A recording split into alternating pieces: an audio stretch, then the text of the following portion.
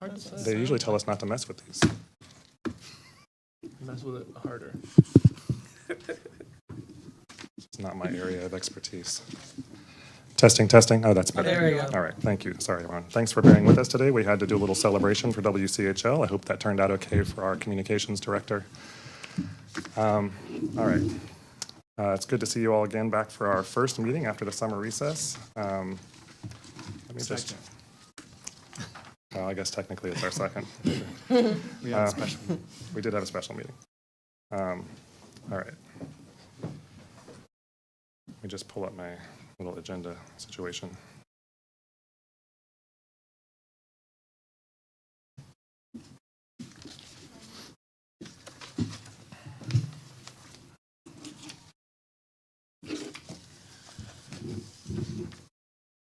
All right. And I apologize for my voice. I had to talk way too much at work today, but I'll try to power through. So, as I said, this is the September 12th, 2023 meeting of the Carrboro Town Council. It is the second Tuesday of the month, which means it's a work session. As usual, in work sessions, the council doesn't take formal action or receive public comment. Purpose of work sessions is to give us an opportunity for in-depth consideration of a topic and to provide guidance to our town manager. The purpose of tonight's work session is twofold. We'll discuss the town's connector roads policy and street connectivity requirements, and we'll discuss the town's residential traffic calming request process and how it might be simplified or otherwise improved. So, council members, we've received some emails this week from residents who were concerned that the purpose of tonight's meeting would be to discuss removing bollards from streets where they currently exist. I just want to clarify that that is not the purpose of tonight's meeting. The town's connector roads policy is really about future development. The town currently has no process in place for evaluating requests to reestablish motor vehicle connections where bollards exist. If the town were to establish such a process, I expect it would rely heavily on input from the relevant neighborhoods. So, for example, any rumor that the town is considering changing the configuration at Purple Leaf Place in South Green, which is one concern we heard, is simply false. So, I'm looking forward to us learning from staff tonight about our existing policies and requirements, and I'm going to turn it over to our town manager. Thank you, Mayor. The first item tonight is a review of the town's connector road policies. During a review of 3 recent development proposals early in the spring, questions were raised about the town's connector policy. So tonight's an opportunity for council to discuss that policy during this work session. And our Planning Director, Trish McGuire, has an overview to kick this off.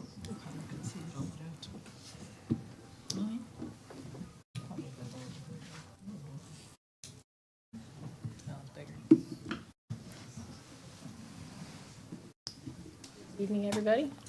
Welcome, Trish. Welcome. Happy September. One of my favorite months of the year. Okay. As you have heard and know, we're having 2 work sessions tonight. When we put the presentation together, because they have this common thread. Common thread? Is that better? Okay.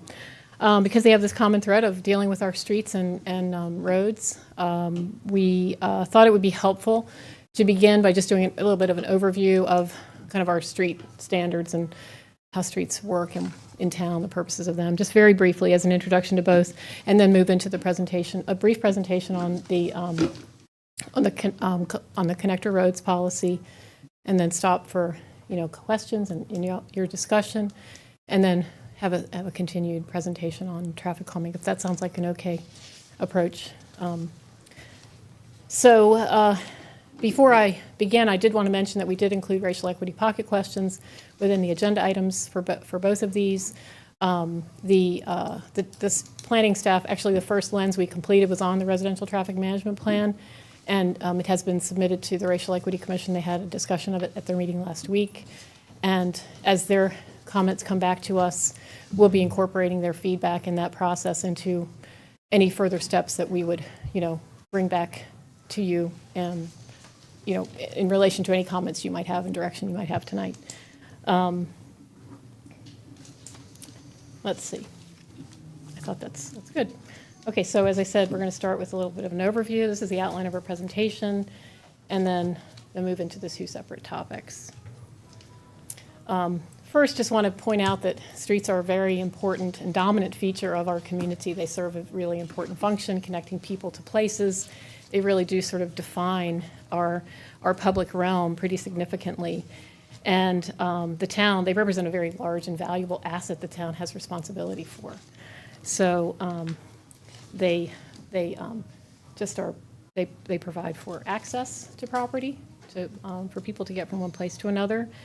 They also provide for safety. So when it comes to ingress and egress, they provide for a way for us to make sure that we can provide our public services and especially our emergency response services. But we provide a lot of other public services, and a lot of other things happen on those streets in addition to the individuals who may live and visit those properties. The mail is delivered there.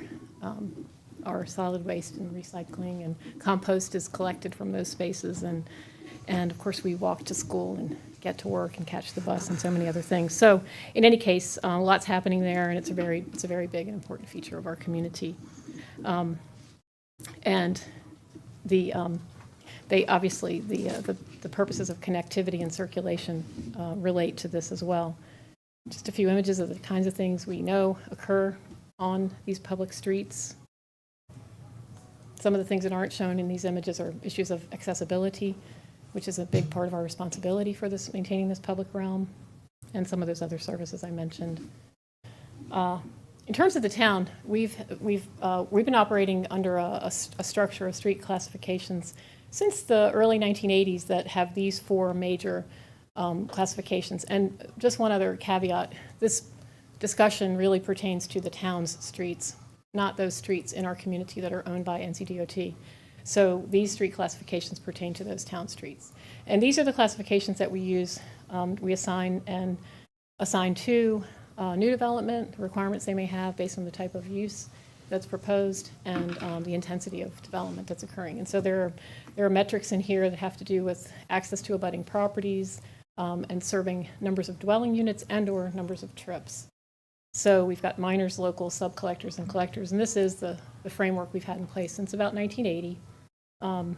In 1980, the town started with requirements for street widths and pavement types and curbs and gutter and slopes and many other standards and sidewalk requirements as well. We later added a requirement for bicycle lanes on our streets as well, applying at the collector level of streets. This is just an excerpt from the land use ordinance, and it shows right now where with these street types, we do have an alley type 2, which we have utilized and in the Winmore neighborhood primarily. But you can see we've got bike lanes that apply in mostly collector, and we do have those applying to arterial streets as well. And when we work with, that allows us when we work with NCDOT, when we have worked with DOT, to have projects get all the way through the transportation improvement program at the state level and partner with some of those projects. We've been able to get bike lanes on all of our arterial roads in town. And then we've got sidewalk requirements that apply as well. So that's sort of the overview of the context of how we regulate streets from the land use ordinance. That's obviously a pretty 30,000 foot level. There's lots more details than that. When it comes to the connector roads policy, it's grounded in this idea of connecting streets. Initially, the connector roads policy was written to really apply to those collector roads and establish a basic kind of hub or spine system of the streets so that other streets could connect into it. So we have the arterials, which are those DOT roadways like North Greensboro Street, Hillsborough Road, Old Fayetteville, Main Street. And then we have these other streets that are new streets that have been developed as part of town, properties in town that people owned, pursuing developments. And so the original connector roads policy applied to those kind of spine and hub streets. But it was, streets were connecting into it, and this interest of connectivity wasn't articulated in the connector roads policy itself until 1996. But the policy was created, in 1986. So anyway, we've got these continuity of users, various types of users, how we're trying to provide for them within this public realm, achieving of maximizing our ability to provide for safety and accessibility, connecting old and new parts of our community, and unity really as the town grows. So as far as the current regulations and policies, the Connector Roads policy itself is the kind of core vision, I guess you could say, of this idea of connectivity. And as I said, it has been in place for a long time with its major update to apply specifically to all of our streets in 1996, and there were subsequent changes to our regulations. I'll touch on those in just a moment that followed from that time frame as well. The majority of streets and roads in town actually do comply with this notion of connectivity. So some of them predate the Connector Roads policy. Others, there are some exceptions because of the way the policy was originally written to apply to collectors, not to like sub-collectors, you know? And that was why we had in the 90s these series of amendments to try and make more clear this interest and commitment and desire to establish standards that would allow for connecting. The image on the left here is the most updated version, which is back in 2005, of the Connector Roads policy map. So the map showing where the connector roads are desired to be. And then the map on the right shows the places in town where those things have been connected, or where things have actually occurred. So the places where connections are not occurring, there hasn't been development up in this section yet. There is actually, I should have put a little star here because there is a piece of this that was constructed as part of the Morris Grove Elementary, and the street actually kind of stubs out just like that. So that's an oversight on my part. But in any case, this particular extension down through here is not yet in place. This, of course, a big chunk of this is owned by Orange County and is the proposed location for the Twin Creeks Park. But we have a number of other places: Hogan Hills Road, Lake Hogan Farms Road, Stratford Drive, the neighborhood streets that go up through Claremont, Autumn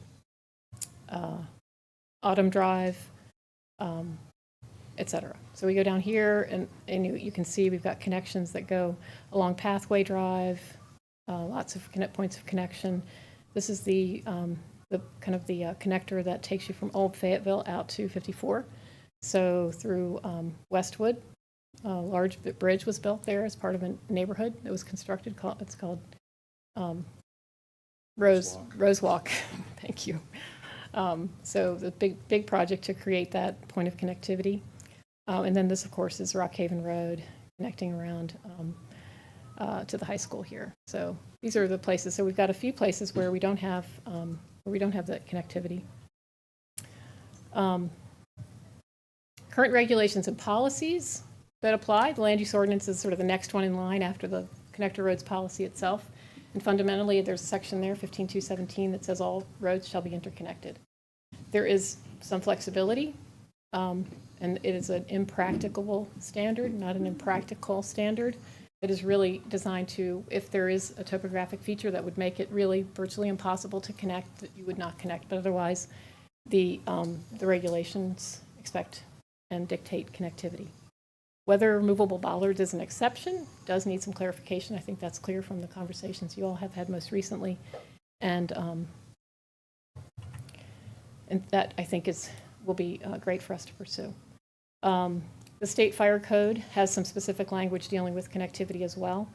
And specifically, the developments exceeding 30 dwelling units having separate access roads, multiple points of access, not obstructing those roads in any manner. And then the interpretation that movable bollards are considered an obstruction and an exception from connectivity from the perspective of the fire code.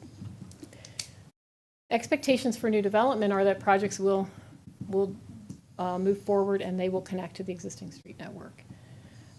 Barricades may be installed to prevent traffic, driving through a construction site, for example, intermingling with construction vehicles, getting nails in their tires because there's a lot of debris around, all of those sorts of things. But then the expectation that those would be removed upon completion of construction of the development.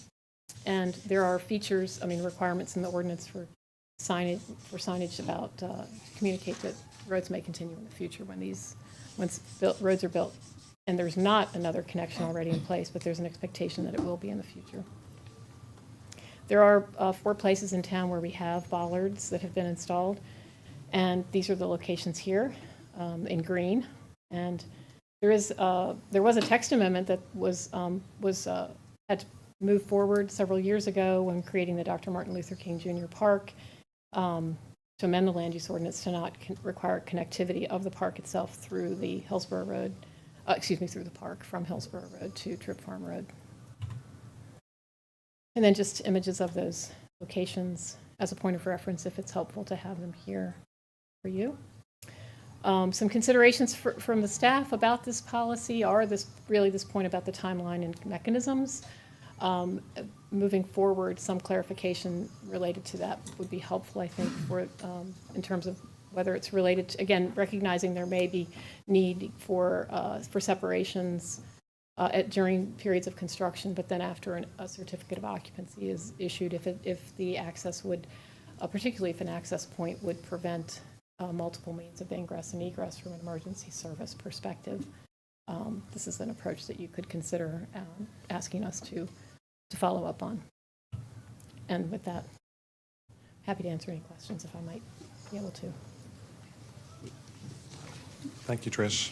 And I suspect that you also mentioned briefly the street design standards that are laid out in the ordinance and that were developed kind of later on. I think those will be helpful to learn more about maybe in the next item when we talk about kind of safety, traffic calming, that kind of thing. But it's good to remind us that we have these design standards that are meant to apply to different types of streets and Yes. provide different kinds of cross sections, like sidewalks and so on. Sure. Right. Thank you. All right. Are there questions for Trish, comments? Sammy? No, I just want to, I'm glad we're having this conversation again. I say again because periodically we find ourselves in these quasi-judicial settings where we are slipping and sliding and not following through with what we've set up as a policy. And it's just not good practice. We need to tighten that up one way or another as a council speaking for the town and not in reaction to the immediate neighbors when that policy is going to be attempted to be implemented. And the last time we had this conversation was on March 10th, 2020. We actually did give direction to staff, and I still am looking forward to seeing the response staff gives to the feedback we gave at that time, which included clarity on, very specifically on when bollards are put up, which, by the way, so far has only been done temporarily and not permanently. So for folks who are questioning whether we're going to remove bollards or not, we don't have a policy to put them on. We don't have a policy to take them off, which leaves it ultimately at the whim of this council. So it cuts both ways. You probably would want to have some clarity so that you know, and you can be a participant in that discussion. And that's what I look forward to us coming out of this work session, is further clarity that we might give to staff given the most recent feedback we've gotten to the community who have been specifically reactive to the possibility of connections happening in their backyard. But more broadly to the community at large, because ultimately we set policy for the town as a whole, not just for neighborhoods. And so, if I remember correctly, on March 10th, one of the most recent neighborhood reactions to the connector road policy had to do with a dangerous curve and the fact that there weren't sidewalks on that road. And the council at the time acquiesced to putting up a bollard until we actually were able to fix that dangerous curb situation, because there is a park where kids play right on that curb.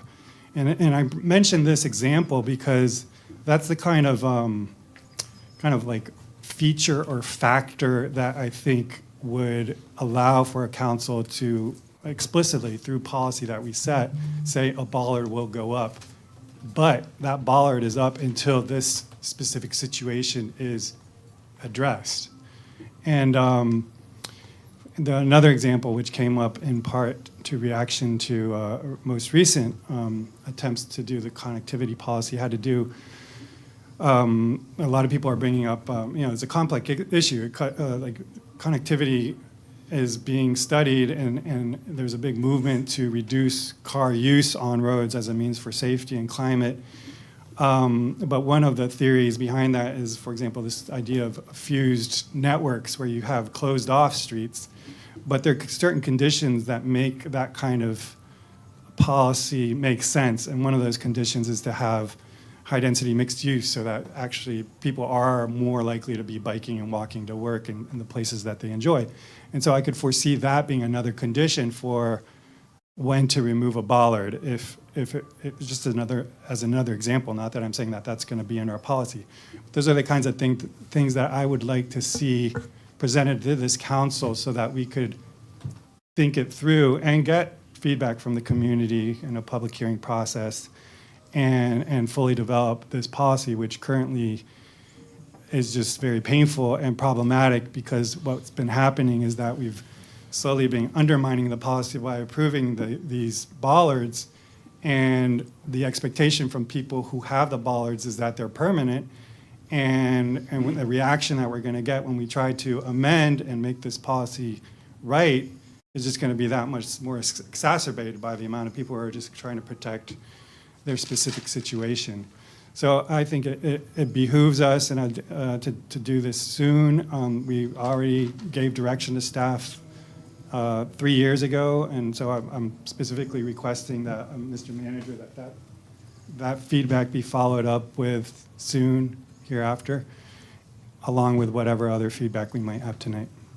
So basically, feedback from staff on a clarity around when bollards would be approved, when they would not be approved, when they would go in, when they would be taken out. Yeah, and we had a very thorough, good discussion 3 years ago, and I encourage everyone to check it out. Okay. Thanks, Amy. I think one thing that maybe I'd like to I'll just kind of add to the mix here is just my own view of the connector roads policy and our street connectivity requirement in general, which is that I believe the principles underlying that policy are sound. Yeah. I don't have any question about that myself. And some of those principles are articulated in the policy. They're sort of best practice when it comes to in urban planning. Just that understanding of why interconnected networks of streets are an important feature of the public realm. So I guess what my interest would be is kind of along the lines of what Sammy is saying. Are there areas where our policy needs to be clearer to address scenarios that we know will continue to come up?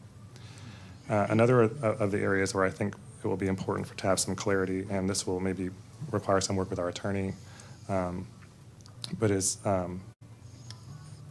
in situations where this comes up in a quasi-judicial context, when we're, for example, hearing a permit application in a quasi-judicial public hearing, there are particular rules around how that hearing can be conducted and the kinds of evidence that may or may not be considered by the council in making a decision about a development permit. And there's some language in the statute, Mr. Attorney, that I think it would be interesting to learn more about from you all when you have an opportunity to study it more, about, in particular, evidence presented regarding traffic safety, traffic volumes, that kind of thing, that would lead a council to make one or another decision about the connection of roads, the design of the roads, that kind of thing. And so I think it's important for us to, once we have maybe some more clarity about that, Mr. Attorney, fold that into the policy. So again, it's written down so that future councils can understand what the requirements are and what they are not, especially in those quasi-judicial contexts. So just wanted to lay those kind of sort of higher level, higher altitude considerations on the table. Other questions or comments for Trish about things that you would be interested in learning more about, or thoughts you have about the policy, or Go ahead. You go. Susan and then Randy. Thank you. Those comments were really helpful. Thank you for your presentation, Trish. And it is nice to have the traffic calming and the connector roads discussion tonight, because they really do go sort of hand in hand. So I'm glad we'll have this opportunity. I wanted to just follow up a little bit in terms of what Sammy said. It seems like it would be really nice to engage the Transportation Advisory Board on this in terms of helping to bring a little bit more clarity on the conditions that need to be met in order for the bollards to be removed. I think I listened to that previous meeting too, Sam, and I think Barbara used the term, when there's a trigger, when we've reached a threshold that, okay, we either need to use them or now they can be removed. So I think maybe the TAB can help with this as well. And I also think that part of this process is going to be monitoring periodically. Every 6 months, every year, what's happening in terms of the traffic volume, what's happening in terms of the traffic safety. So I think that's going to be important as well. I wanted to just add a few more comments in terms of the connector roads. And these are just some thoughts I had on additions to add to our policy. The first is I've learned a lot in terms of fire code this came up during the conversations on the 3 developments, and I learned a lot in terms of, the regulations that we would like to be able to impose in terms of keeping people as safe as possible, keeping the streets, emergency vehicles able to access streets. So I thought that the fire code language, some of that should be included in our connector roads policy so that we're sure that that is front and center in some of the decision making. I also noticed that in Holly Springs, it was really helpful, by the way, to have some of these examples of what other towns are doing. I noticed in Holly Springs that when you connect roads, traffic calming measures are required to be a part of those connections. And so I thought that was something that we can consider. I don't need to go into, I think we'll have the whole traffic calming measures conversation later. But it does sort of beg this question: when there's a new development, should the developer be required to put in appropriate traffic calming measures, speed bumps or what have you, in the new development, and also at the point where there is that connection? Is that on the developer? I noticed that it seemed like Jade Creek, the developer said no thank you, and that was fine, but I kind of thought that should be made into a requirement up front. I also wanted to suggest that when we have opportunities for connecting roads, this is also a really great opportunity for complete streets. I mean, the goal is trying to make our streets that are shared by pedestrians and shared by bicyclists and motorists and emergency and commercial vehicles and transit users, that they all feel safe on our streets. And it doesn't mean at all that we widen the streets. It does mean that when there's an opportunity to put in a bike lane, we put the bike lane, and then motorists have a more narrow space, and that will very naturally provide some of the traffic calming that we want to have too. So I was hoping that as we connect, we're also making complete streets a goal with those connections. I also wanted to add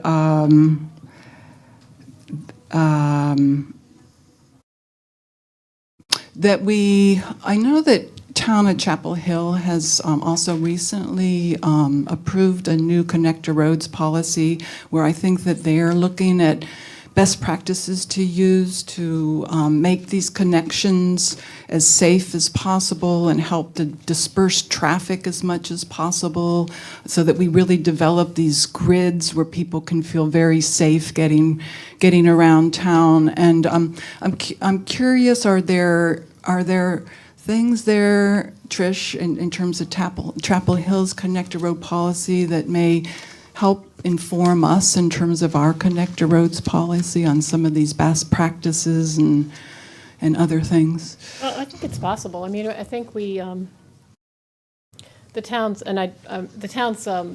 street standards did follow what we have currently in terms of right-of-way widths and pavement widths and so forth. Did follow from a design workshop in the late 90s, and it was done specifically because of the interest in kind of tightening up the right-of-way and providing for as much space for our tree canopies too, so there are these sometimes competing interests, but we also, of course, as I showed, we do have well, I didn't mention, but we do have our complete streets policy, that our provision in the land use ordinance you all just adopted in June, and and it does emphasize, tries to underscore the commitments that have been made previously, but there, it has been, it's been over 20 years since we did take a deep look at all of those standards, and so I think it isn't, as part of the comprehensive plan implementation, will be looking at many of our standards, and I think looking at those, would be wise to see what best practices they may have identified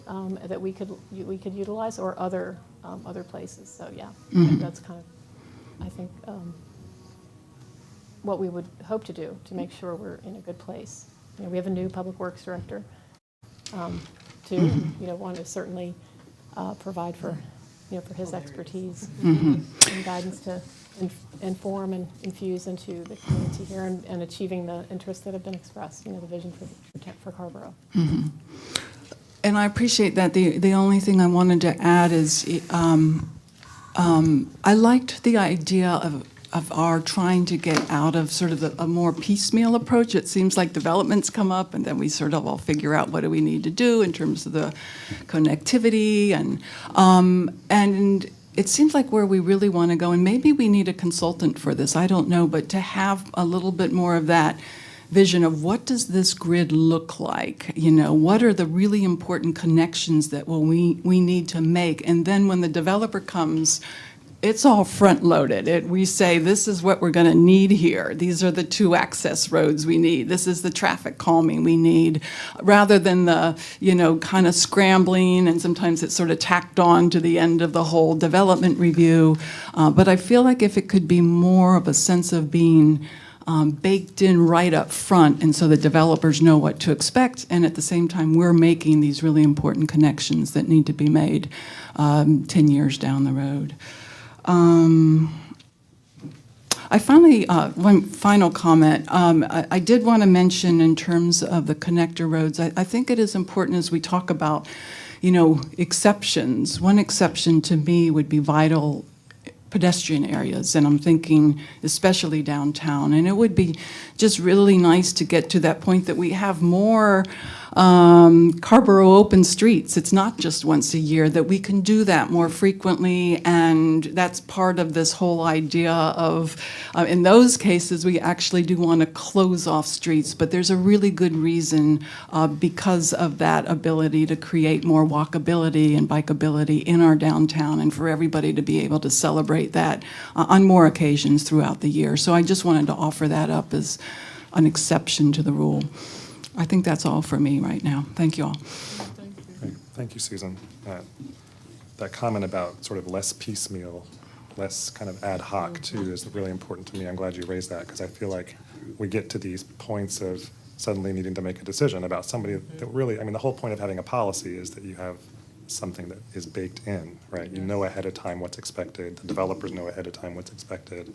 There shouldn't really be a question unless there are some very clear reasons, for example, impracticability due to topography or whatever, that would preclude us from implementing the policy as intended. So I definitely support this idea of this less ad hoc decision-making, more policy-driven decision-making. Thanks, Susan. Next I have Randy, and then Danny. Thank you, Trish. I have one question regarding your presentation, then I want to make a few comments. On your presentation, would you go back to the map that shows the existing bollards? And I want to ask about Colfax, because the Colfax is a biped cross-through, correct?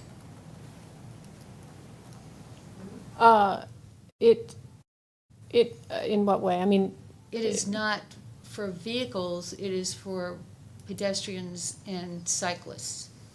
Do you mean No, into Claremont South? Correct. No, currently it provides, certainly bicycle and pedestrians can go through. The bollards have to be moved if emergency vehicles need to access through there, and the fire department does have the ability to do that. So at the risk of putting words into your mouth, I think maybe what Randy is referring to is that connection there doesn't seem to have been built as an actual street was connection. not Oh, no, there was a specific, during the public hearing, the council directed the plans to have a modified street connection there. That's right. That's right, So so it's that it would, different in that way. That's so right. that it would limit Right, so movement.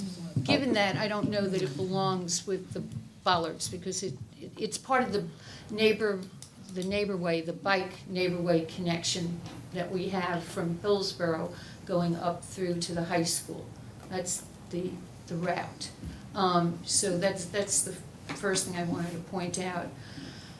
And then, I agree with many aspects of the connector road policy, and I've watched it develop since 1980. But I will say there's a few things that are missing from this conversation, and I want to tease them out. One of them is just to get to Sammy's point. Carrboro is made up of neighborhoods. Carrboro is neighborhoods everywhere, downtown, everywhere. It's neighborhoods. And it doesn't follow a grid format because of the way it developed. And grids are, they're urban. I grew up with streets and avenues in New York City. But this is not New York City. And the neighborhoods that exist, new development is often what is adjacent to it. So when we say community at large, what we're saying is include all neighborhoods in their interests, in their needs. The policy as it developed to have the flexibility it has, and I was part of 4 of those discussions, and there's several more that are yet to come. The fact is that each neighborhood has a different personality and a different need. Bard Owl does not have sidewalks on Carroll Street. Wyndham Drive, as you pointed out aptly, it has a park that's on the exact corner of the S-curve and cars park on both sides. Not all streets are wide enough. So there's a reason why council and prior to council, Board of Aldermen were wise in looking at each situation individually and addressing the needs of the neighborhoods within the fabric of community individually, because every single neighborhood wants to be part of the fabric. That's the unity. But they also want to be recognized for what makes their particular space unique. And Carrboro is not an urban center, nor will she ever be. And I apologize for people who are waiting for Carrboro to be the next Durham or Chapel Hill. But it's not going to happen because there is no commerce in Carrboro that makes her urban. We are suburban, and the real conversation that I think needs to happen is what is the interface? What kind of interface are we looking for to create a set of options for when existing neighborhoods are going to interface with future neighborhoods? And how many places will that happen? Several years ago, we looked at creating a zone. I want to say it was the RR2, whatever it was. We were trying to figure out how many places could this apply. Well, I'd say the same thing with this. How many places will the connectivity that folks are talking about apply, and how do we want neighborhoods that are pre-existing to interface with what will be and what works best? But as long as we talk about uniformity, we're not talking about honoring the individuality that makes a neighborhood and makes neighborhood folks feel connected. I was really disappointed to see under purposes, and I'm sorry if I'm in disagreement with folks, but purposes of our streets did not include the children playing basketball or stickball. I am very sorry, because that's where I learned how to play. And as we densify, the neighborhood lots are smaller and smaller, which means either we create the parks or we allow for the streets. And I find it very interesting that we're talking about open streets in downtown and protecting that, and yet we have neighborhoods who are telling us, you're not helping us to mitigate traffic on our localized streets. So I'm putting that out there because it's one thing to make policy uniform and clean and neat and simplify. There's important things in that. But you have to bring the whole community with you, neighborhood by neighborhood, to get there, and it looks a little different in each one. Thank you. Thanks for being here, but we're going to try to keep the applause to a minimum. Thanks. Next I have, thanks Randy for your comments. Next I have Danny. So before I offer some comments, a question strictly for my own orientation and ignorance. The current situation on Wyndham, the Kentfield ones, is that between those points of being given back to the HOA? That one is temporarily in a different place than our other 3 bollards, correct? Yes. So in theory, those bollards, to my mind, do need a particular policy very quickly for possibly coming out. Those, which leads me to some thoughts, which is the first thing that we face here is an inconsistency over council historically, which would be very frustrating to me if I were a resident. I am not interested personally in the removal of bollards that have become de facto parts of neighborhoods that are there. And in particular, in Purple Leaf, we have greenlit some development with like the tacit understanding that those bollards were serving a different function than for instance, the Wyndham ones. We've made some decisions for density and for bringing commerce to Carrboro that do rely on those bollards. And I think it's important that we honor that. Similarly, I think it's important that we honor that the process by which the Wyndham bollards were put in was ostensibly for construction and development. And that allowing them to sort of ossify without policy is in fact a policy and a poor one. And then some other comments here.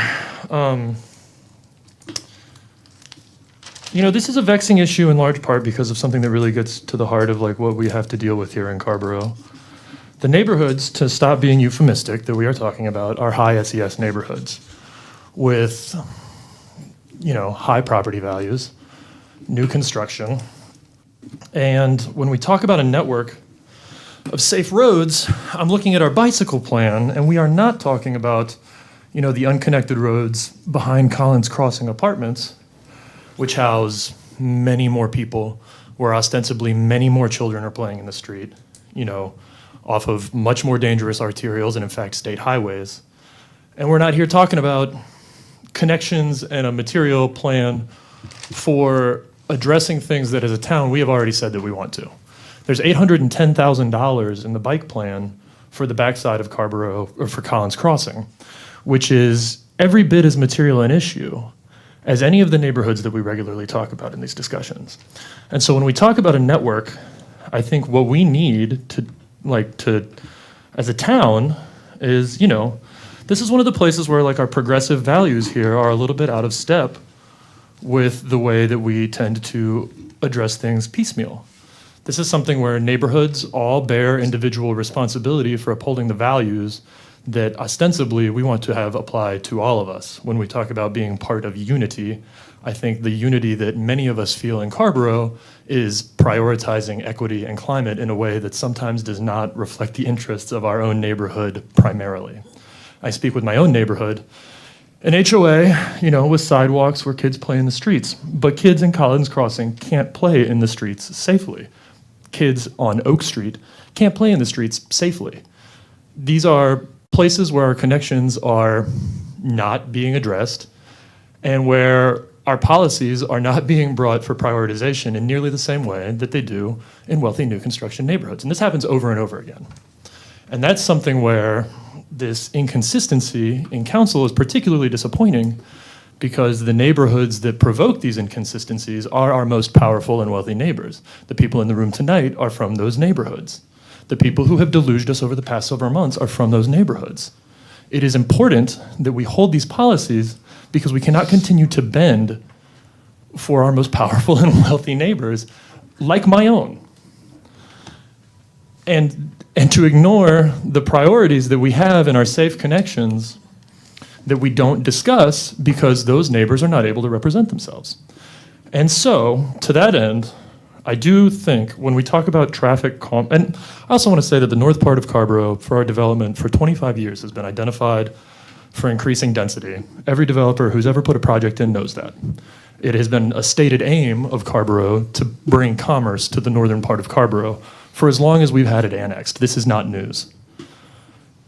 And so with all of that in mind, I think that the answer is to take a comprehensive, this is where, I'm sorry I'm going on at length and a little frustrated, but this is where like our prioritization process and our performance tracking becomes the crucial issue, because we end up dealing with these things willy-nilly, which always serves the most powerful people in town.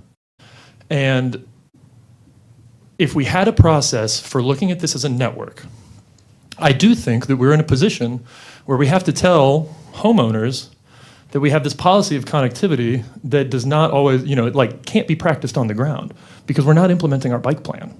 We're not implementing our comprehensive plan. So when I tell somebody that the whole point is to reduce VMTs and to have, bike ped complete streets, I can absolutely forgive them for them thinking like, oh, they don't mean that on Carrboro Town Council, because that's what they think. That we don't mean it because we don't do it.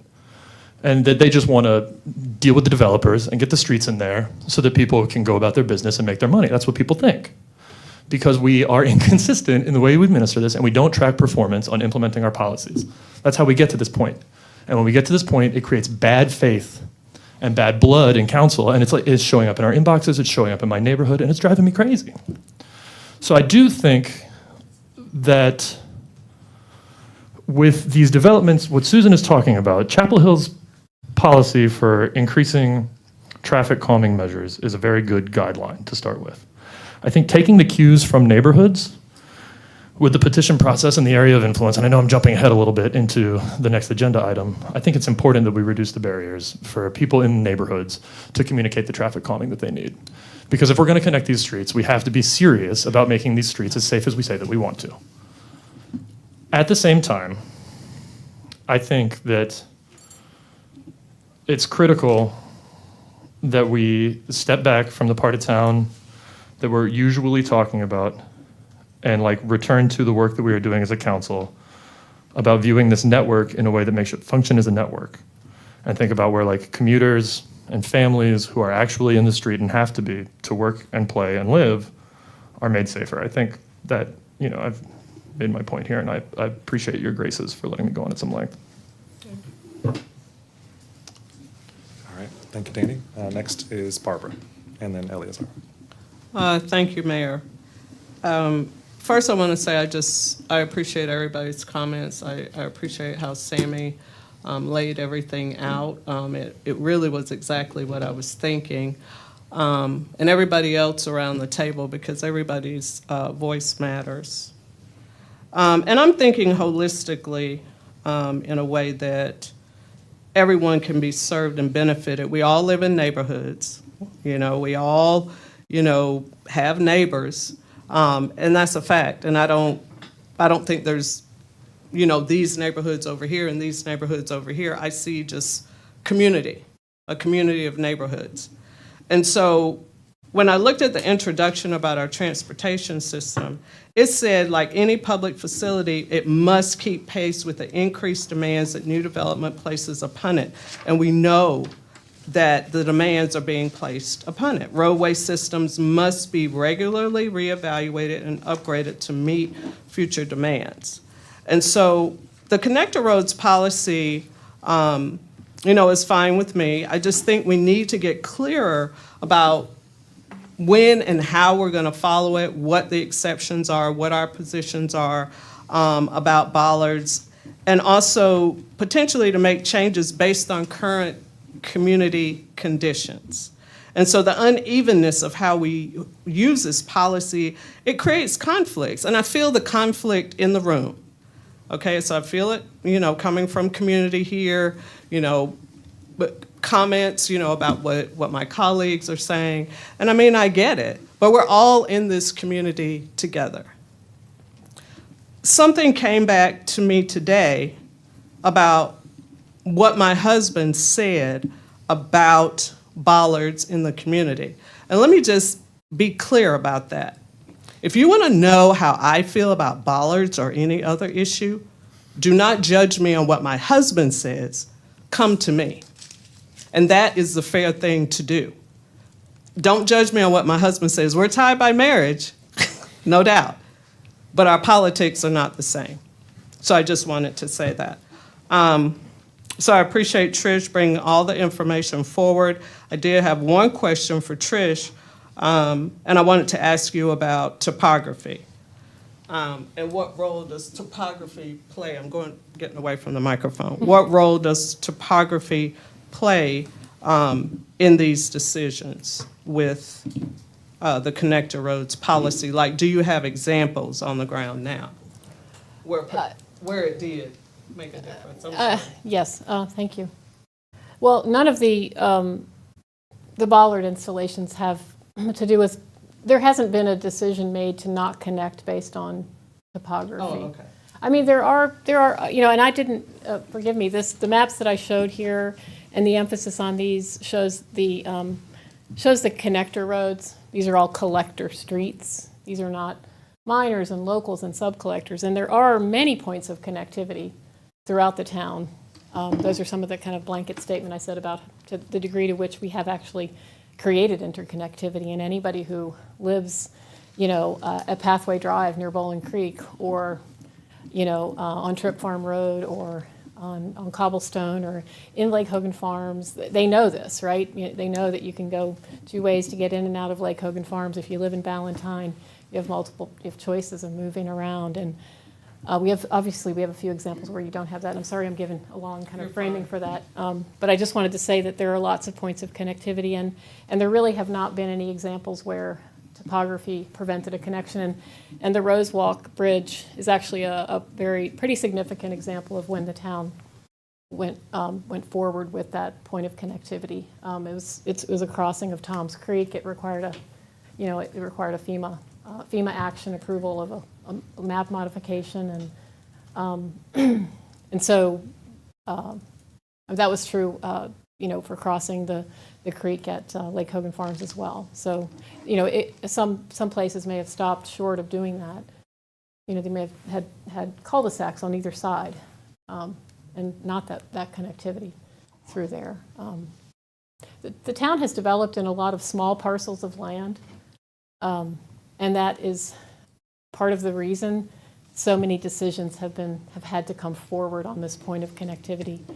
And there have been so many points of connection. I think if you read the chronology, you can see that in the 1980s and 1990s, this topic came up again and again because little bits of neighborhoods were being developed as separate pieces of property, and they all connected to one another. But it was, it was also new neighborhoods being developed and people moving in, and then another piece being proposed, and this challenge at every connection, as we have seen too, but in a little bit on a more stretched out time frame. But that's how Pathway Drive became. It wasn't developed all as one thing. It wasn't developed all at one time. It actually was developed incrementally over time with the intention of creating this system that would, and these are all residential neighborhoods. The traffic that is generated is primarily, it's entirely related to the residential use of the property. And most of the trips are the people who live there. not other users.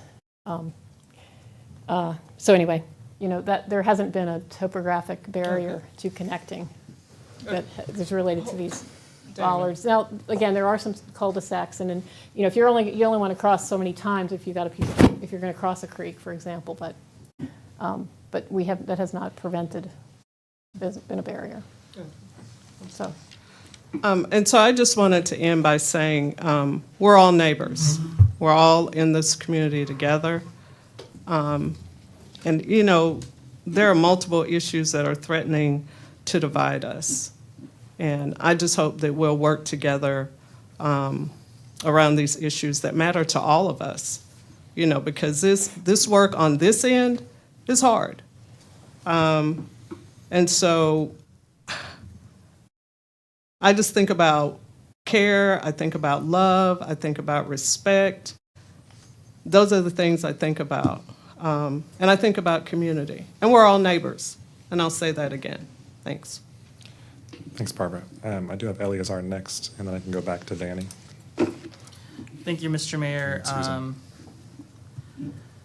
So I don't have much to add. I think a lot of where I'm at has already been stated. I do think that we need to have a clear, concise, kind of like using the KISS method as much as we can policy where developers know what we expect from them, and we're not using this piecemeal. We'll look at it and come up with, depending on who's on the council, how our priority is that time. I think if we have a policy that is set now, that is very clear as to future developments, I think that's the best move forward. I do want that policy to evaluate the not use of bollards as much as possible. I know we can talk about the current ones at a future moment, but moving forward, as I understand this conversation to be, I want to limit those as much as possible. And we can have a discussion, have staff look into the feasibility of the ones that currently exist. And I agree with you, Councilmember Bernal. I think some of the ones that currently exist need to stay, but there's others who don't need to be there. But that I would want to hear more from staff and doing an evaluation of what that means and how that would implement or impact neighbors before we make a decision on that.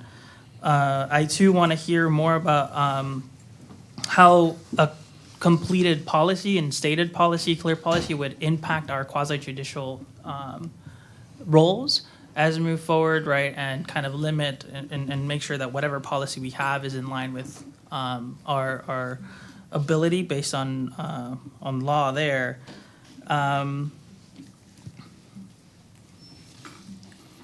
I want to go back to a comment made by Councilmember Bernal, and this, and I'm going to be honest with everyone at this table and at home. I didn't grow up in a neighborhood where you would play on the street. That's just not a thing that we did when I was growing up. I lived in an apartment that was, well, after we lost our home, we lived in an apartment that was close to a highway.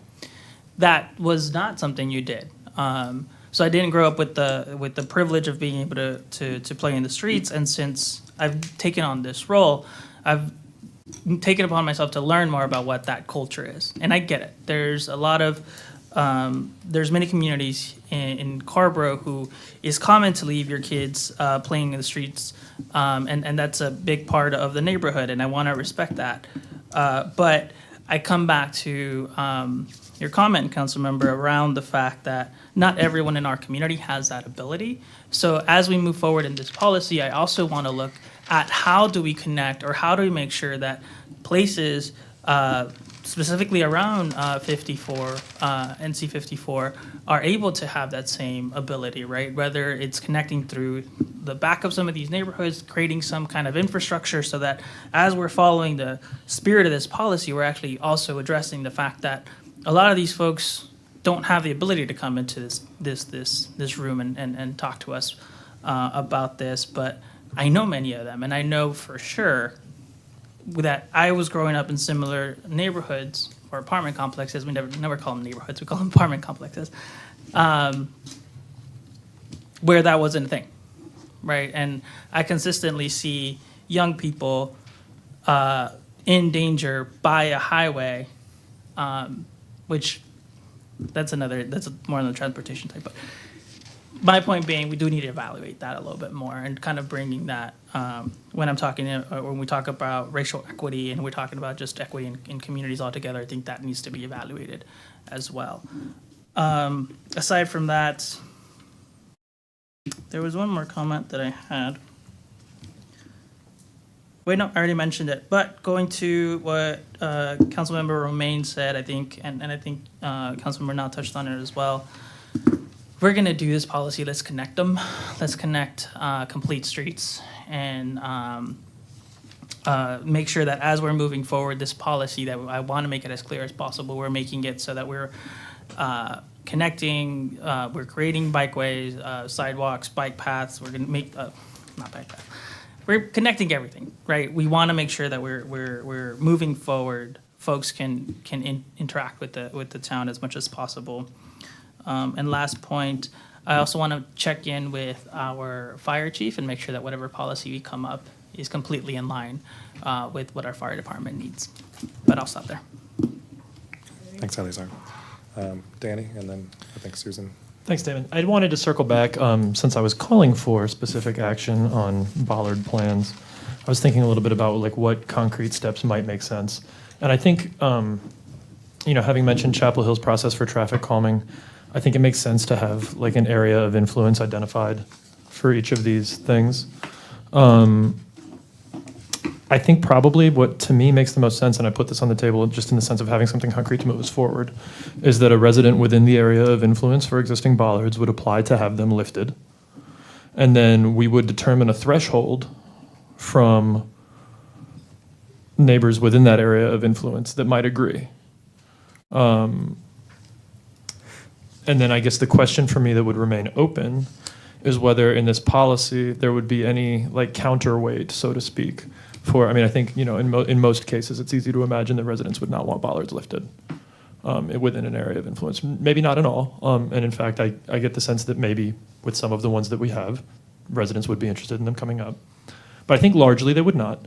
So if we were to establish that someone could apply, and we were to establish, say, 65% of neighbors within the area of influence agreeing would result in the bollards coming up, for instance, I guess the question that I would have then in this policy would be whether it's in the town's interest to have any other evidence, that we would admit. I think it makes a lot of sense to prioritize the neighbors that would be most directly impacted. But I guess I wonder whether there's like a proportional way to consider the overall network need within that decision as well. Thanks, Danny. Susan, and then Randy. Great. First, I wanted to circle back. Trish, you had asked about the bollards, and I noticed the language from the police chief. Movable bollards are considered an obstruction and exception from connectivity, which that makes sense to me, too. I mean, I support that, and I don't want to be contradicting the terms of our police chief on bollards. But I also wanted to mention, just kind of thinking about our conversation tonight, and I agreed with what Mayor Sayal said right at the beginning, that our connector roads policy, I think we all agree it's a very reasonable policy. It's a very thoughtful policy, and we have it for a lot of reasons that are not specifically laid out in the connector roads policy. And I wondered if this would be a great opportunity that in that policy, we spend a little bit of time on why we have it. And two reasons we have it are because it's in keeping with two of the pillars in our comprehensive plan. One is equity, that all of the taxpayers in Carrboro are paying to maintain our roads. And so the idea is by connecting the roads, they're very accessible to all the taxpayers as opposed to some of the neighborhoods not feeling open and accessible. Another reason in our comprehensive plan, another pillar, is climate. And so as we create this network and we create these opportunities to have shorter distances between 2 points, we're reducing the vehicle miles traveled, we're reducing our gas emissions and really lifting up our climate goals that way. A third reason is, of course, safety. And Chief Potter spoke to this. I thought he gave two really good examples, recent examples of gas leaks. One on Jones Ferry Road, the other on Roberson Place, where the street was blocked. There was only one street there. It was blocked. Residents couldn't get out. And it's a great example of why we need to have these streets connected, whether it's fallen trees or gas leaks or other hazardous materials, keeping these streets as open as possible. Congestion. When we disperse traffic throughout a grid, we're reducing, you're taking more cars off the arterial roads, such as Homestead Road, close to where I live, where the cars are speeding by at 55, 60 miles an hour. And if there's going to be an accident, that's going to be much more likely to be a deadly accident. So if we can keep people, we disperse the traffic, ease up on the congestion, keep them on streets with lower speed limits, we're helping to meet that goal too. We talked about the importance of complete streets. That's an important part of this policy, helping us create more opportunities for that. And finally, I think one of the most important reasons for me is really the spirit of this too is just creating this sense of community, that as a new neighborhood comes along, that the old neighborhood's there to say we welcome you, that we're not putting up roadblocks. We are opening up the neighborhood. We are welcoming folks to the neighborhood. We want to engage. We want to socialize. We want to foster these relationships. We want to get to know each other. And so I think that sense of community and unity that we get through connecting our streets, it's symbolic of who we want to be as a community. So I mention all this because some of these, I don't see this enough in our Connector Roads policy. Why do we have it? And I think if we were better at having this in writing, it's going to help all of us have sort of the shared understanding of the importance of the policy. And so there's a really high bar to make an exception. And the reasons for those exceptions need to be spelled out in detail. But by and large, we want to keep this good policy going and make those exceptions as needed under very extenuating circumstances. Thank you, Susan. And I think last I have Randy, because I want to also try to move us on. We're kind of bleeding into the next topic too, but I want to keep us moving. So Randy, you're next. I just, a point of observation. Damon, you opened this by saying that removing bollards from existing neighborhood is not in the discussion tonight. We were talking about future development. And Danny just proposed area of influence and applying it to lifting bollards. So I just for the fact that people are watching this and people, so we're sort of saying we're not discussing it, but we're in fact saying that lifting existing bollards is in the mix. And I just want to be clear to people who are concerned, either it's something that is off the table or imminently it will be on the table. And so I'm just pointing that out because, we're kind of morphing into that discussion without it being identified as such. And yet folks in the community are going to hear this and say, well, I thought they weren't talking about existing communities and the possible extraction of bollards, but then if we talk about an application to lift bollards and we throw that into the conversation, could you please just... Yeah, thanks for raising that, Randy. So what I said at the beginning was that was not the focus of the conversation, which it hasn't been. What I also said was that I don't think that's the kind of decision that should be made absent a policy for how to go about making it. And I said in my opening remarks that if, for example, the town were to consider bollard removal anywhere, it ought to first have some kind of process in place for evaluating that.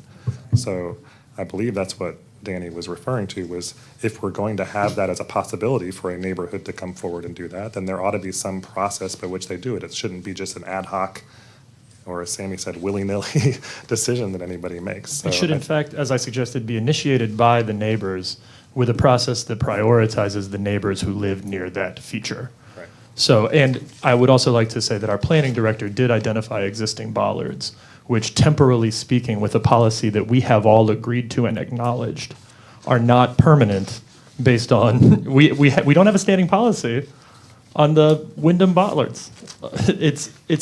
They are not permanent. We owe it to people to have clarity here. This is not underhanded, no matter how close to November we I get. think I'll add just also that Danny said in his comment too was, it seems unlikely, I think I agree, it's unlikely to me that most of these neighborhoods that have them in place are going to be interested in even initiating that. So I think for me, it's about that clarity issue. So I would like to move us on. Do you have a quick? Yeah, no, just for the sake of clarity, I mean, individual council members are offering ideas, and I also want to signal, like, I don't necessarily agree with everything, but in that spirit. For example, I don't think if the council agreed to put up a bollard because of a specific condition, that it should be a function of a neighborhood to initiate a process to remove a bollard.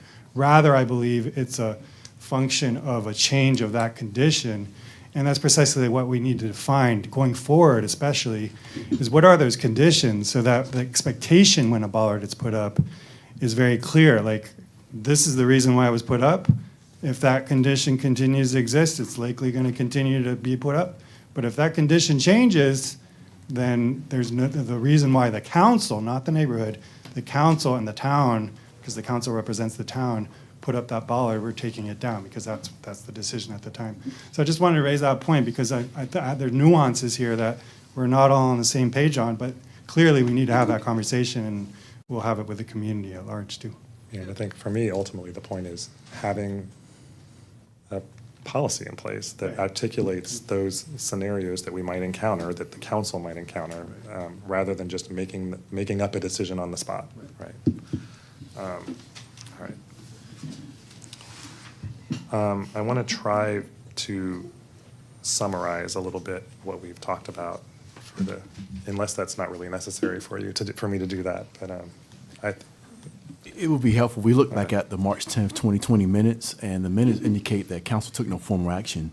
So I wonder, could we start with those three items from 2020, because they sound very close to what we're talking about tonight Yeah, as a I place to think we've start. covered the issues that were discussed in our conversation here today, and so maybe what I can do as I summarize here is just raise the points that have been raised here today as issues that there's interest in further exploration of by staff. And I'll do my best to read my own And Damon, handwriting. Yep. it dawns on me that it should be a formal request, because what's going to happen is exactly what happened last time. We didn't make a formal request, and 3 years down the road, they'll say the minutes didn't say anything. So what I'm imagining here, Sammy, thanks for raising that concern, is that as in our previous work sessions, what we want to do is give the manager a sense of where the council is interested in moving. I think the manager will need to then consult with staff and say, here's what we'd like to investigate. Is this what you meant? Yeah, and I mean in a business meeting, in a regular meeting. That sounds good. And if that accurately summarizes what we think we want to move forward with, at least in terms of the staff's future exploration of this sounds good to me. topic, then we would vote and say, It'll give me time to capture what was on March 10th too. Thank you. and then it also keeps us from, taking formal action tonight, which we shouldn't be doing. All right, great. So I think I just want to sort of summarize high level here that there's a lot of interest here, and I think I've heard every council member say this tonight, talking about clarity, process, and Susan mentioned the idea of engaging the TAB, which I think the TAB was actually involved early on in developing a lot of these policies, and as it was amended over time, I think that's a good idea. Having some clarity in the policy about, for example, when there are going to be exceptions and when there are not. And if there are going to be exceptions, why? And if those exceptions are going to change down the road, for example, if conditions change, does that trigger some change in what happens with those, for example, bollards? All right, I'm wearing the wrong glasses tonight, y'all. Susan mentioned, of course, wanting to somehow fold in the state fire code requirements, at least by reference, I would think, into the policy. Susan also mentioned Holly Springs having a requirement for traffic calming when connecting streets in new development as a possibility. And I would point out there, the other major example that came up tonight for us was the new Chapel Hill policy, and I think it would be smart of staff to be looking to that for some examples of things that might work for us here.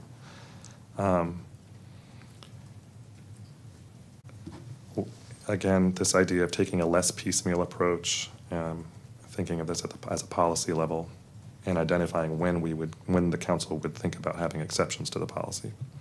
Randy highlighted that one of the challenges Carrboro has faced over time is that not all of our parts of town are planned out in a grid format. And so that does present us with some just challenges in terms of how we implement this policy and think about how it would be implemented in the future. And that is certainly true. There are parts of town that were never put together that way, and we need to think about what that means for this policy.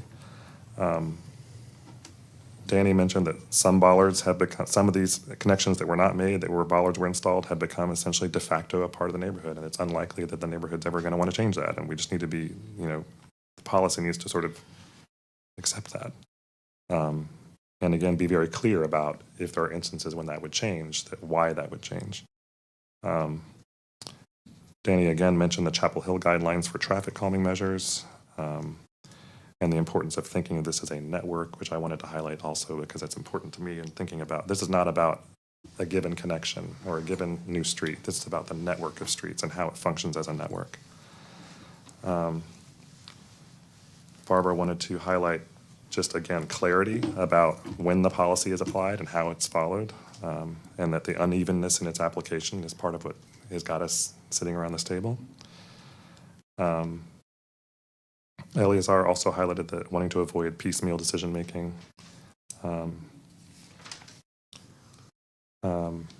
Eleazar also mentioned that point that I raised, I'd like for us to hear from the attorney specifically about this issue of when these decisions about connections are made in a quasi-judicial context, what rules are in place that aren't in place in other situations, in terms of the kind of evidence that can be considered and that kind of thing.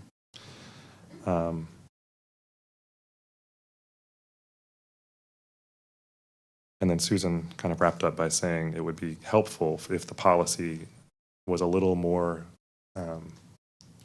thorough about the rationales, the various rationales for why the policy is important, and named particularly equity, climate, safety, complete streets, and that therefore the bar should be high for when there are exceptions to be made. I see a hand by Barbara. I want to make sure I didn't miss anything, but. And there's been a lot of discussion tonight, or not a lot, but some mention of equity, race equity. And so this is one of our policies, so I'm assuming it's going to be reviewed by Anita and Canoe and her group. I think that's right. I I think would if we think- get to the point where staff is proposing, for example, revisions to a policy or a new policy, I think that would certainly need to go through our usual channels Yeah. of review. That's what I mean. Absolutely. Thanks, Barbara. Thank you. Yeah, Did I miss something, Randy? I wanted to ask if you kept using the word exceptions, if you can also add the word flexibility. Sure. I'm really Yeah. concerned that. What are those points where flexibility is important? Yeah, I think that's right. Correct. But I think to me, ultimately, and I think you agreed with this, we've talked about this too, Randy, is that clarity is important, right? Right. Like, when does flexibility make sense and why? Well, or where flexibility would move us to make a decision for an exception. Okay, thanks. Mr. Manager, so as I mentioned earlier, my thinking was that you have this feedback from us now, and that maybe gives you a sense of an opportunity to, well, maybe you can help me talk through what you think the next steps are here. An opportunity for revisions to the existing policy or policies. And I've asked, and then Eleazar echoed, and I assume everybody is interested in this specific question around quasi-judicial proceedings from the attorney. It seems to me like most of this is around revisions to the existing connector roads policy.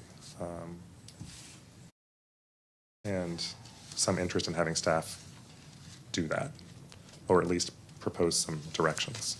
And so would you want to see a proposed revision of the policy based on all this feedback? Well, it might, Tonight? I'm thinking, getting back to what Sammy was suggesting earlier, it might be helpful first, before going that far, to first say, here are the things the staff is hearing we need to include or somehow flesh out better in the policy. So that then we can say yes. And we say, yes, that's what we said, and then we can vote on it.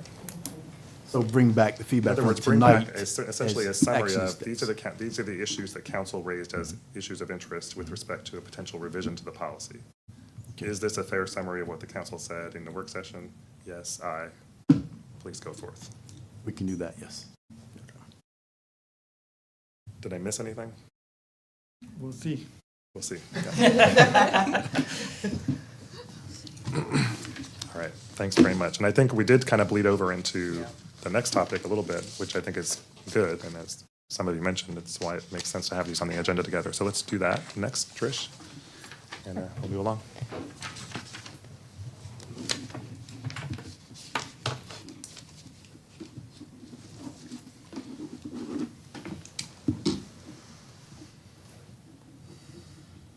So, traffic calming. When we talk about traffic calming, it's a term that basically refers to usually some kind of physical design or some other measures that we're going to institute on existing streets. But we do have a provision in the land use ordinance that deals with new development too, where traffic calming is specifically called out. But where we're going to try and slow the traffic and improve safety. And just going back to the introduction, about the classifications of streets, one of the challenges I think we all understand is that the streets do serve multiple masters, if you will. The turning radiuses, even on a small local street, entering from a sub-collector, have to allow for a large wheelbase solid waste vehicle to move in and out, a moving truck, a fire engine. And so, we want those, that might be a small street, but it still has to have a turning radius and a width that's going to allow for safe movement. It's going to allow for enough space for a fire truck to put out outriggers if it needed to and, deal with an emergency. So that is one of the challenges. I think we understand that we build this physical infrastructure, and it is serving multiple purposes. And so things of different scales fit in those spaces. And so we have bike lanes in some places, and we have sidewalks in most places.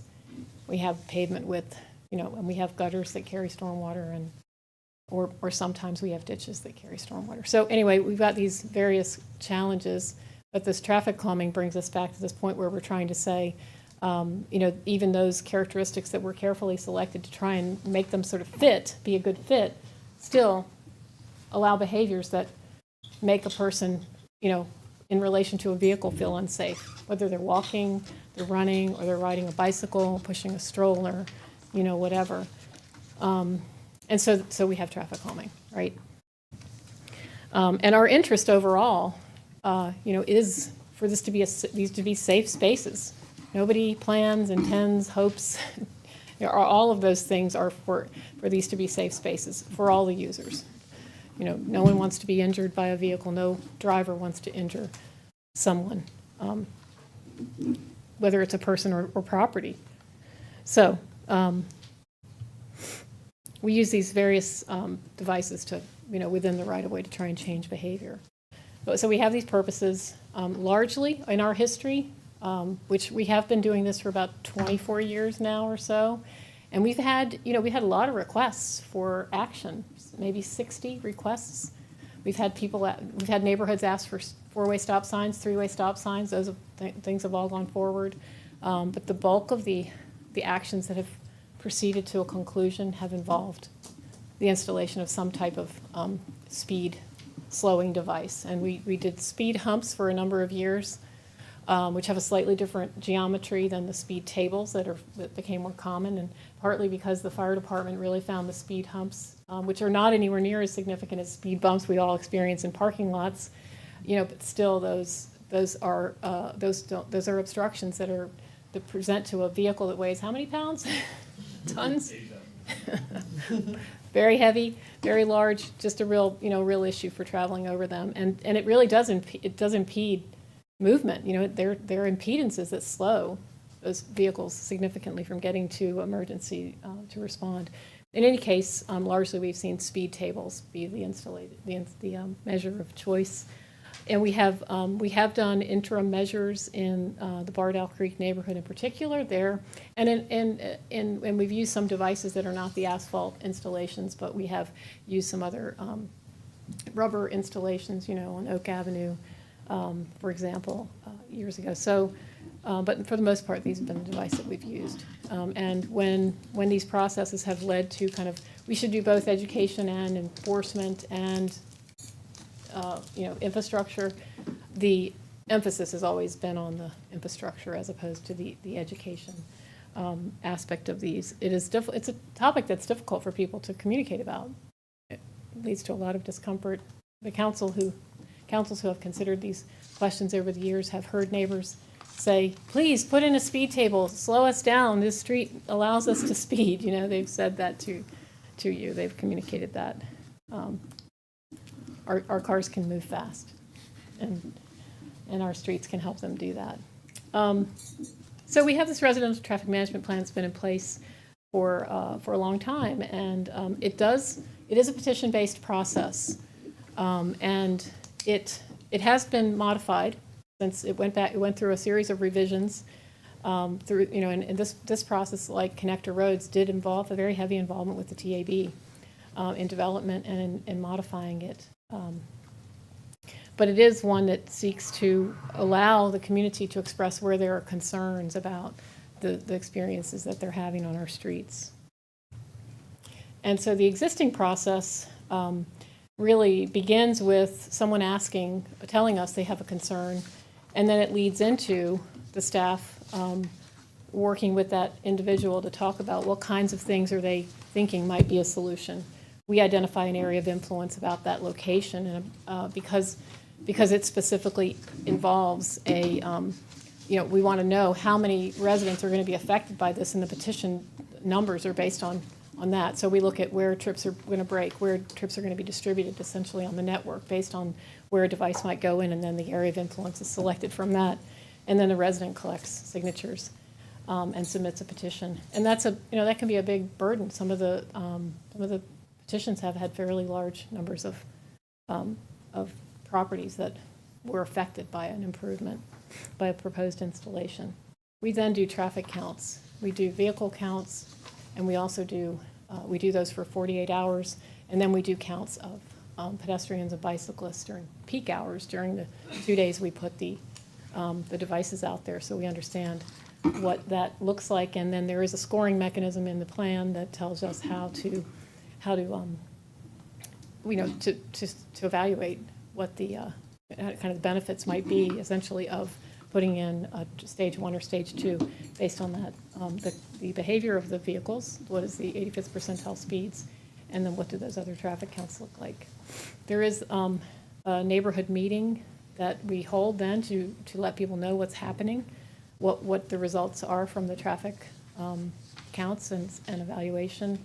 And then we'll work on conceptual plan. If it is stage 2, we'll work on a conceptual plan for types of improvements that might respond to the conditions. That can go back to the TAB. If we're talking about stage 2, there's a required mailing to the neighbors about that meeting, and then it goes to the town council for consideration. The town's engineer prepares construction drawings, and we move forward. Depending on whether the budget is already existing and how it falls out in the schedule of activities. Many of these have been installed by Public Works as small contracts or part of other improvements that we have scheduled. There's a follow-up count. There have been follow-up counts for these installations, so we can sort of see if we do achieve reductions in speeds as part of the improvements. The land use ordinance does speak to this question of kind of traffic calming in the design of new streets for certain segment lengths. We do have the complete streets policy, as you all have kind of made note of as well. These are very much interrelated. The standards of our streets, our interest in connectivity, and the need to try and have all the users be as safe as possible when they're traveling around. To one of the points that was made, The town does have a definition in the town code of a play street.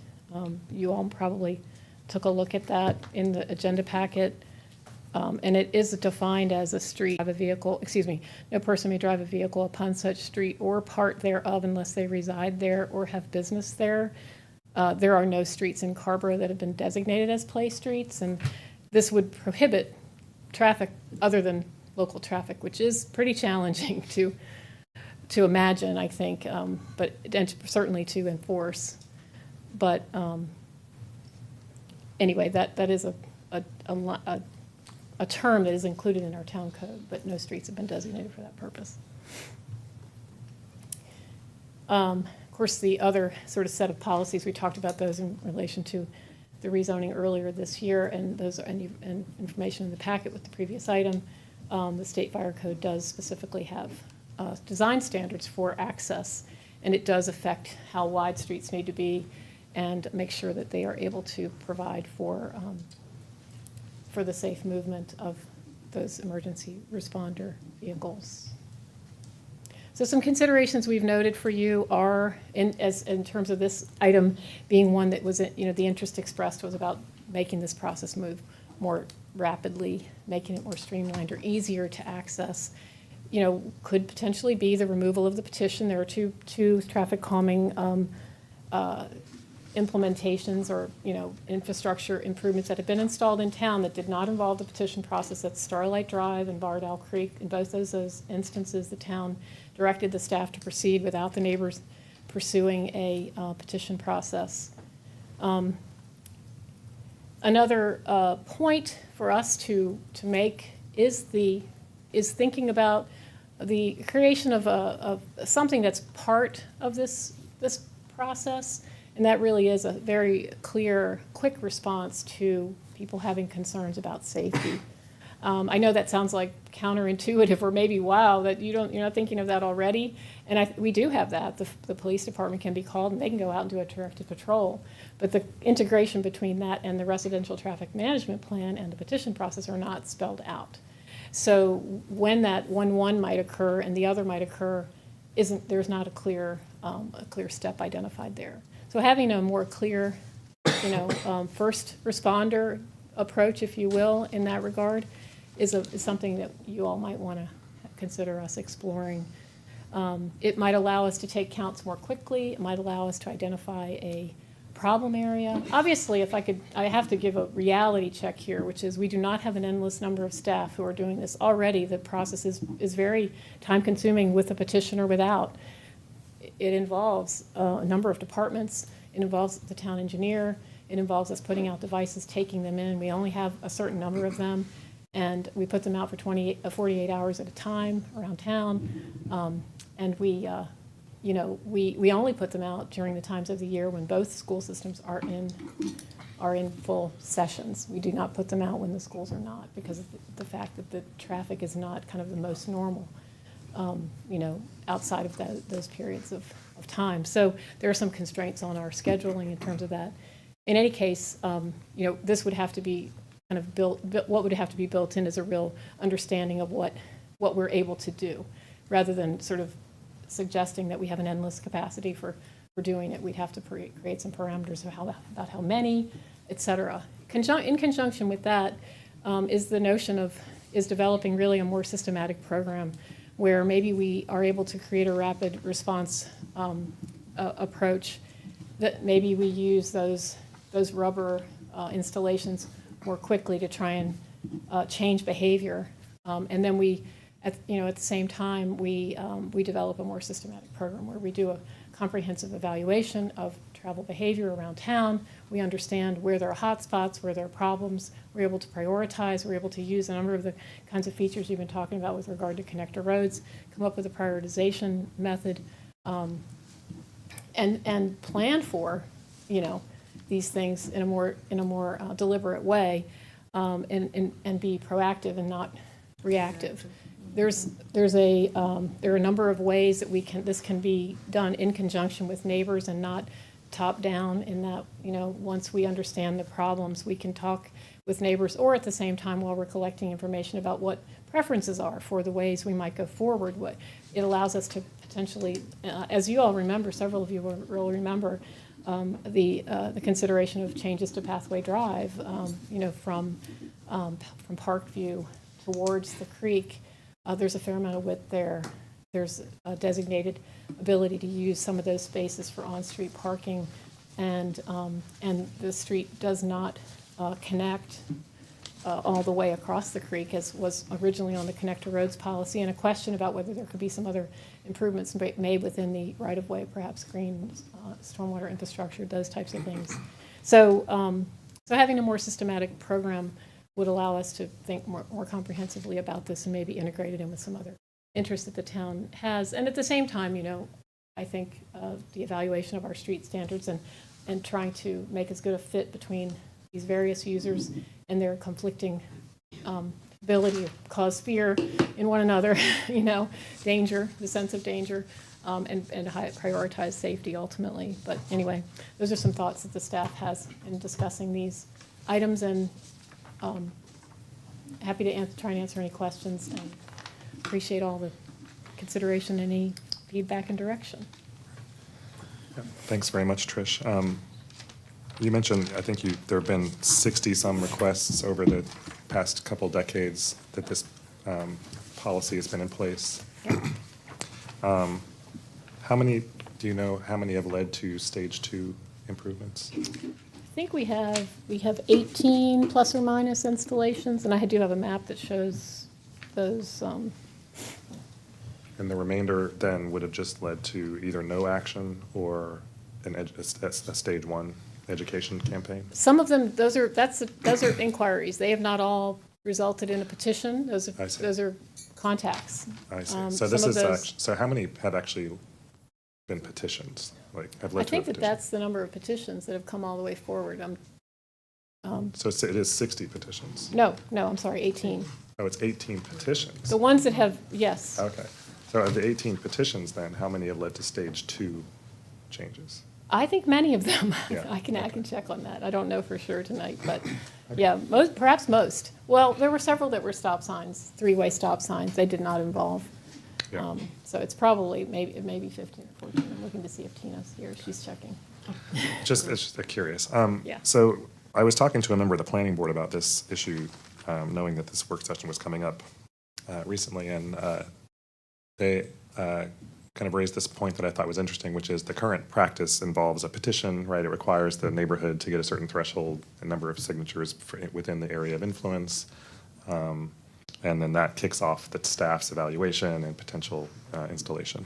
And they were asking, if it is genuinely a safety issue or where calming genuinely is needed, why shouldn't that be done regardless of whether neighbors have reached a certain threshold of petition? I mean, I see there's sort of a trade-off there of how do you know whether to trigger staff action on a request, but it just does raise this conundrum of, we probably do need to have some more comprehensive evaluation of traffic calming need throughout the community. Mm-hmm. So that's sort of data-driven or relies on different inputs that could help inform whether a full-blown petition burden is really necessary in a given location. So that's just one thing that comes to mind for me as I hear your presentation. Another thing I wanted to just ask about and throw in the mix here is I believe Chapel Hill has adopted formally a Vision Zero goal. Our MPO, I believe, has also endorsed a Vision Zero goal of some kind. Mm-hmm. We don't have one formally adopted. Can you talk a little bit about Vision Zero and what that would look like for us as a town if we said, yes, we want to establish a Vision Zero goal, and here are the steps we would need to take to actually achieve a goal like that? Well, our staff have been participating in the Vision Zero program, and that is to say, training and understanding of the program. We have a list of we are developing a list of some quick, short-term fix, kind of locate high impact, low. I'm looking at Tina to tell me. She might be better able to speak to this answer right now while I get a drink of water. Low cost, high impact, yeah. So I mean, we're hoping to have, there be, it'd be an extremely safe community. So we could certainly pursue the Vision Zero program if that was something the council wanted us to do. I guess I would be interested in learning, for example, when Chapel Hill adopted their Vision Zero goal, what does that mean? Like, Yeah. I mean, it's one thing to say you have a goal, but what does that actually mean for them in Chapel Hill? Well, they're seeking to improve safety so they can reduce pedestrian fatalities and Right. fatalities related to, movement of vehicles. I guess what I mean Around their is, community. since they've adopted the goal, if we were to adopt a goal, for example, presumably that means we would need to then take certain steps. We would, and that is true, and there are things that we would have to do, commit to doing. I mean, it would be one thing for us to adopt a resolution, but there are reporting requirements and other steps. And one of the challenges for us in considering whether to bring it forward has been, we have a number of things that we do. We are a bicycle-friendly community, and we have commitments that we've made there. And we have, other projects that we're maintaining reporting on, and we, in terms of the end result, I'm not sure we need to participate in the program in order to achieve the end in terms of what it would take from Carrboro. But Given the existing plans we already have in place around. well, I think we can bicycle safety. certainly evaluate them to see if we're incorporating the value sufficiently. But I don't know if we need to try and be a Vision Zero community. But if I could just stop, and Tina has went to the training this summer, and if you want to dig in on this, I'd really like her to speak to this point, so I don't miss an important. I guess I just raise it as an interest. I don't know that we need a Yeah. full, I Okay. know I don't want to put y'all on the spot, but like, give me a tutorial on Vision Zero. I just want to raise it as an interest. Yeah. Of mine. Other councils Well- may be interested as well, but maybe that's Yeah. something on the list of things that we'd like to hear back more about at some point. I just don't want to have misspoken, and if she could, shortly describe for you what it would entail for us, it would be great for her to share Okay, that. why don't we see where other council Okay. members land as we move through this? 'Cause I And don't she can wanna- prepare. Yeah, exactly. Yeah. Okay, questions or comments for Trish on this topic? Susan, and then Yeah, Elisa. thank you. I'm going to start off with the petition. And I've lived in Lake Hogan Farms, currently live in Winmore, and both neighborhoods have gone through this petition process. And if I were to, just like we used the word when we were talking about connector roads, the one word was clarity. I think the one word I've heard on the petition process is very cumbersome. And I know it's cumbersome for staff too, so I'm saying all of this in the context that, in one case, the petition process, someone just gave up. Another, it's ongoing, but it started 2.5 years ago to collect signatures. So in terms of the area of influence for Lake Hogan Farms, it's 320 homes, and you need to get signatures on 75% of those homes, so that's 240 signatures. So for all of us who have done door-to-door canvassing, that means that for every 4 doors we knock on, we talk to somebody at 3 of those doors, and they agree with us. So this, it's this again, we've got a pretty high bar here. Winmore, it involves going to 270 homes. I know that some concerns also came up we saw in an email today from Bardow Creek. So one way to deal with all of this is a smaller area of influence or electronic signatures, but I'm going to suggest another way. I just want to throw this out. I noticed in the abstract there was talk about in BIPOC communities, one way to simplify is once it's identified that traffic calming measures are needed, you actually skip the petition process altogether and you go to neighborhood meetings. And the meetings, I think, would need to be scheduled multiple times to accommodate different schedules. But the idea is that bring the neighbors together, have them talk about it, and use those meetings to develop the consensus around whether to have traffic calming or not. Have somebody from planning department there, have somebody from police department there to kind of be hearing this. But I think at a time where we're trying to encourage connectivity as much as we possibly can, a really important other part of that is going to be this traffic calming.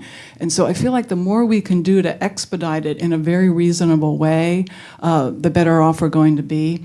In terms of these emergency situations that come up, I can't underestimate, from my perspective, the value of police patrolling in the neighborhood.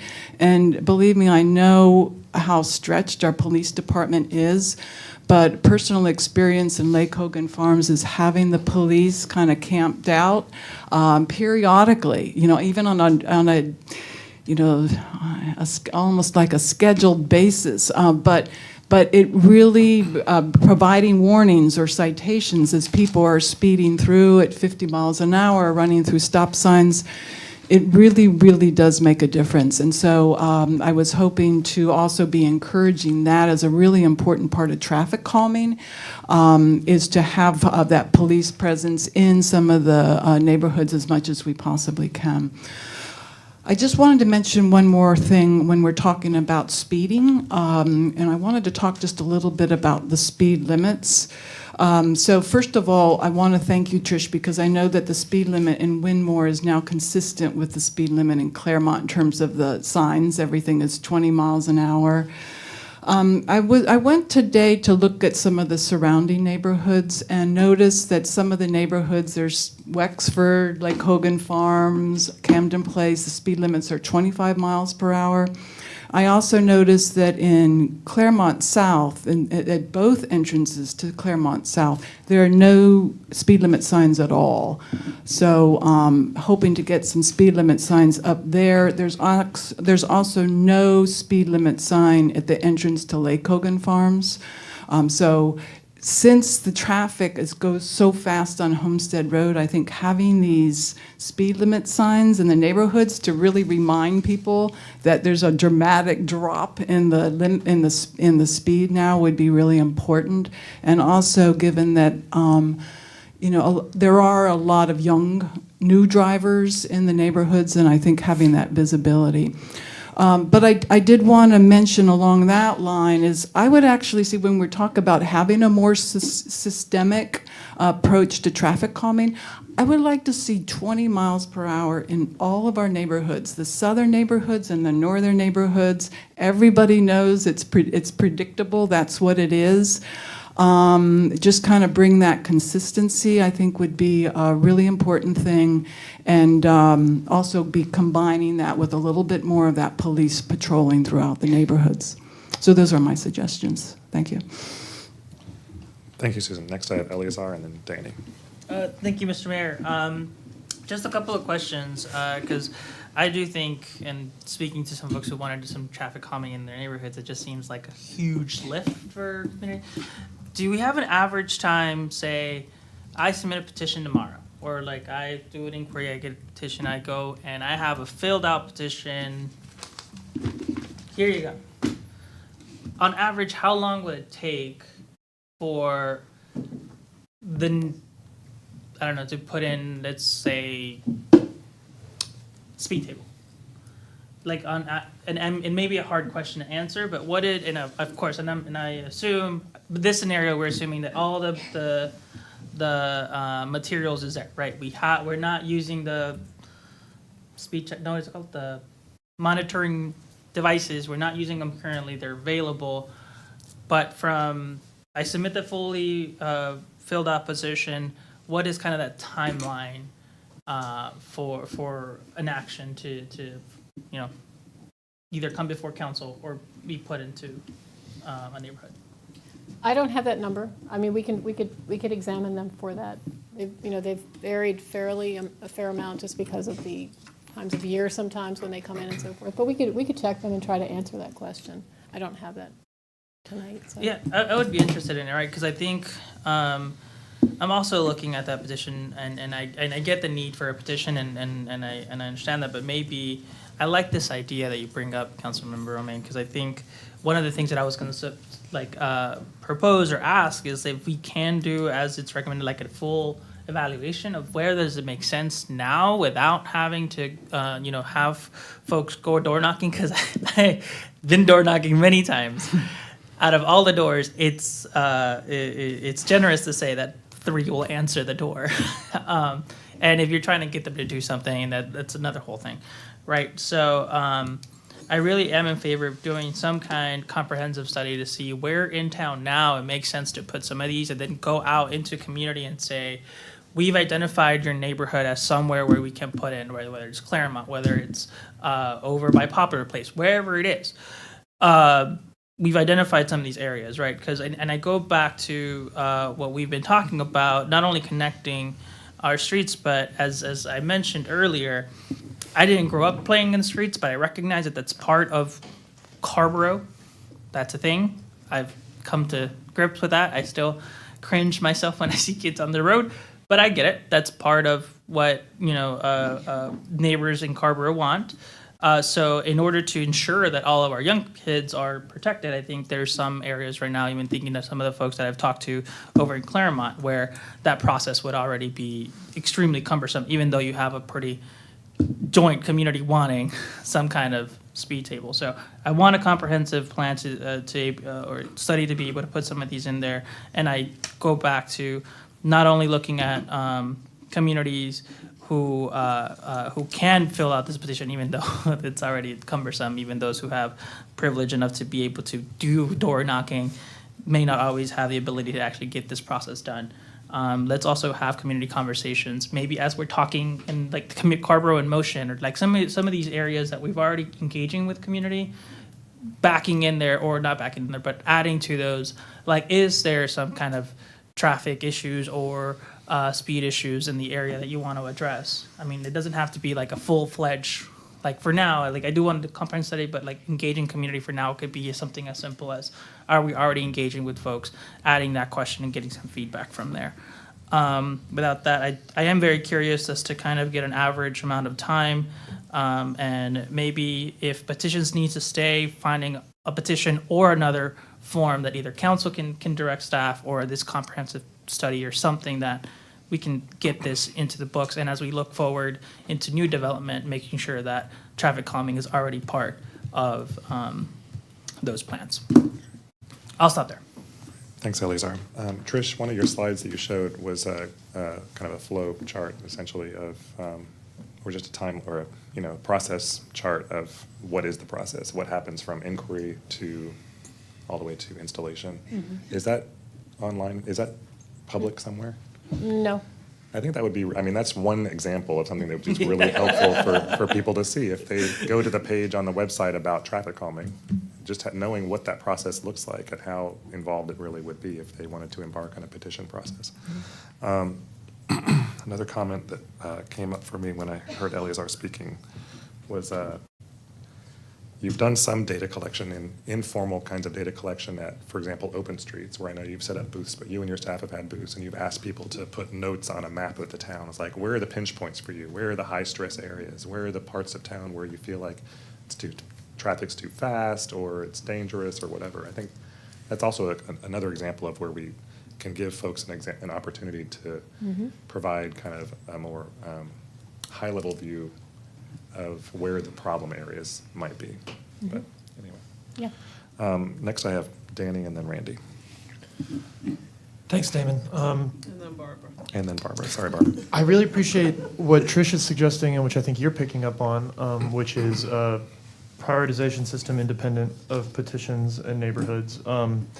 Over the past year, when I think about like the actual nuts and bolts day in, day out function of what the town of Carrboro government should be doing, especially from a climate resiliency standpoint, this is like maybe the thing. This and improving our stormwater management, making sure our streets are meaningfully safe for all users. And I think a couple things stand out to me from this presentation. One, is the sort of care and conscientiousness our staff are already putting into it, and the burden of this process.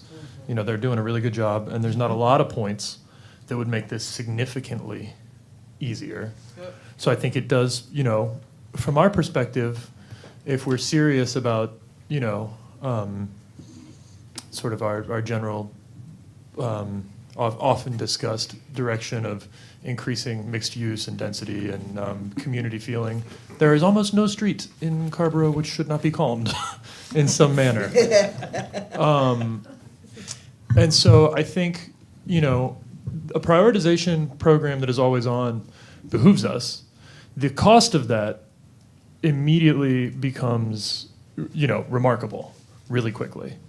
And this too is something that, when I think about, like one of the things that's come up with stormwater and like the actual administration of these two issues, which I think are very interrelated, where we have these goals that are related to climate resiliency and where sort of massive departures from the status quo would be what reflect the community desire that we're hearing and sort of what I think would enable us to be, walking the talk. Ultimately, for us to be real here, we're going to have to identify a funding source which exceeds, I agree with pretty much everything else that's been said.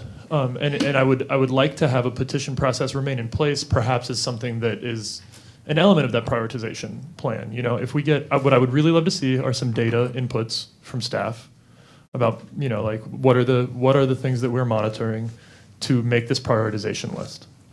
Alongside that, if neighbors bring a petition, to what extent does that expedite or prioritize a project? I think that would get us a long way toward understanding everything that needs to be done.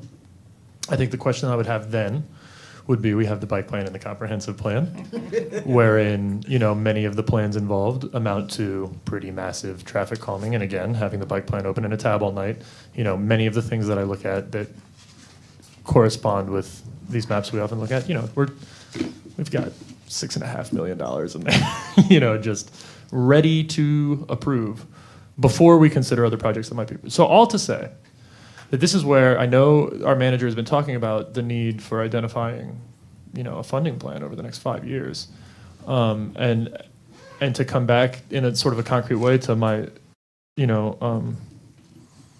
vibes-based rant about prioritization. I think that this is somewhere where we really need to look quite close. Like, I would like to see this become a core function of what it is we do, is street safety, street accessibility, meaningful connectivity. And I would like to see us be proactive about that, which I think means a near-term discussion about a funding mechanism, be it a bond, a tax increase. This is somewhere where we're hearing a need from community and a desire from community that we're not able to currently meet. And we have a couple areas of those in interrelated parts of our development planning that are just going to take more money than we have. So TLDR, I would like us to be proactive. I would like us to have a prioritization plan independent of neighbors. I would like neighbors to be able to take part of that process. I'd like to see them reflected. And I think we're going to need to raise some more money in a hurry.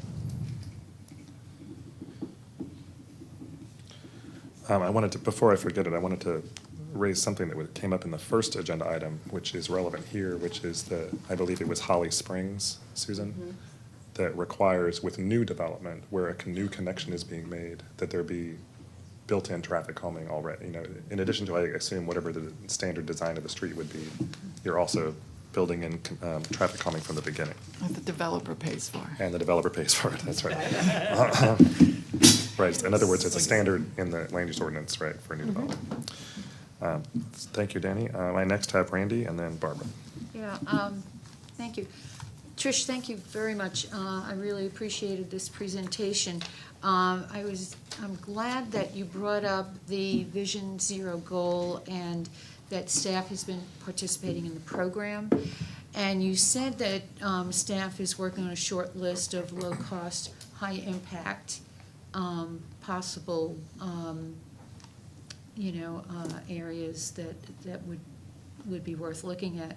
I'm wondering when council's going to take this up again, if you would share that with us ahead of that time.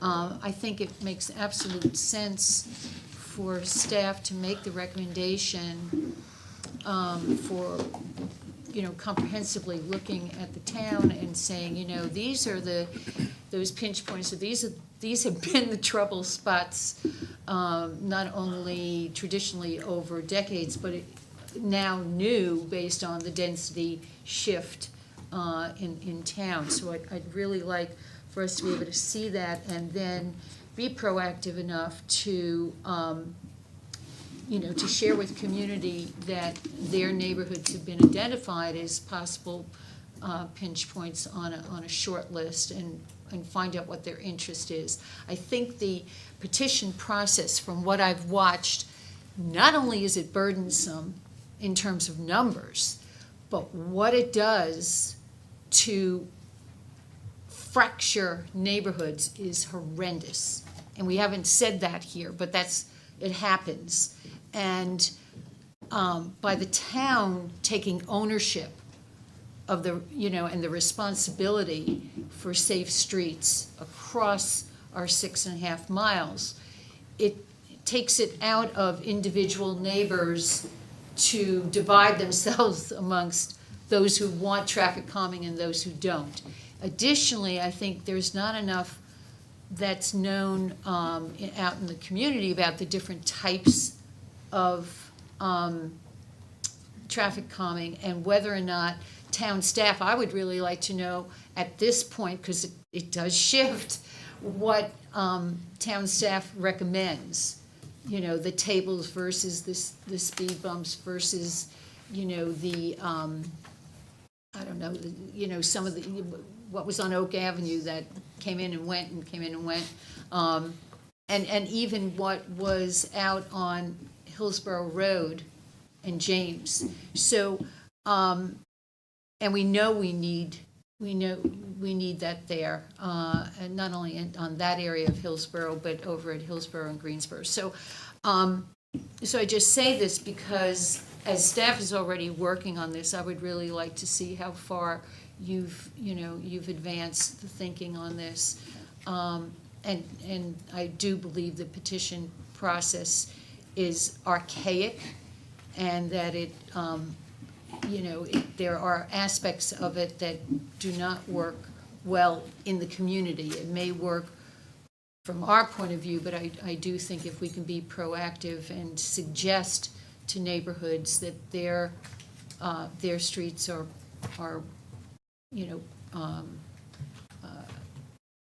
prime candidates for traffic calming. And I really like what was said about, and I agree 100% that new development should have that as part of the expectation for their streets.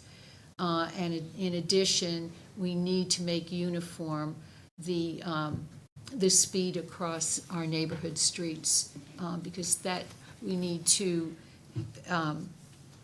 change the behavior, and the only way the behavior is going to change is if people know consistently they need to go 20, 25 miles an hour and not 30, 35, however it is. And it changes from street to street, which is ridiculous. So there you have it. And thank you. Oh, and the other thing I would put up on the website, in addition to the, to the flow chart that you have, if that's what we're still working with, I would put up a map like this to show people, where it is so they don't think it's an oddity. They realize how common traffic calming devices are. Thanks. Great, thanks, Randy. Next I have Barbara. Oh, thank you, Mayor. And thank you, Trish, for the presentation. Thank everyone for the comments. And so I'm glad that we're talking about the flow chart and the process. Education is a great equalizer, right? And so I feel like not only with this process, but also what we were talking about earlier and probably some of our other policies, that community just doesn't know. They don't know what the process is. They don't understand it. And certainly here, when I'm looking at the current process, you have 13 different steps.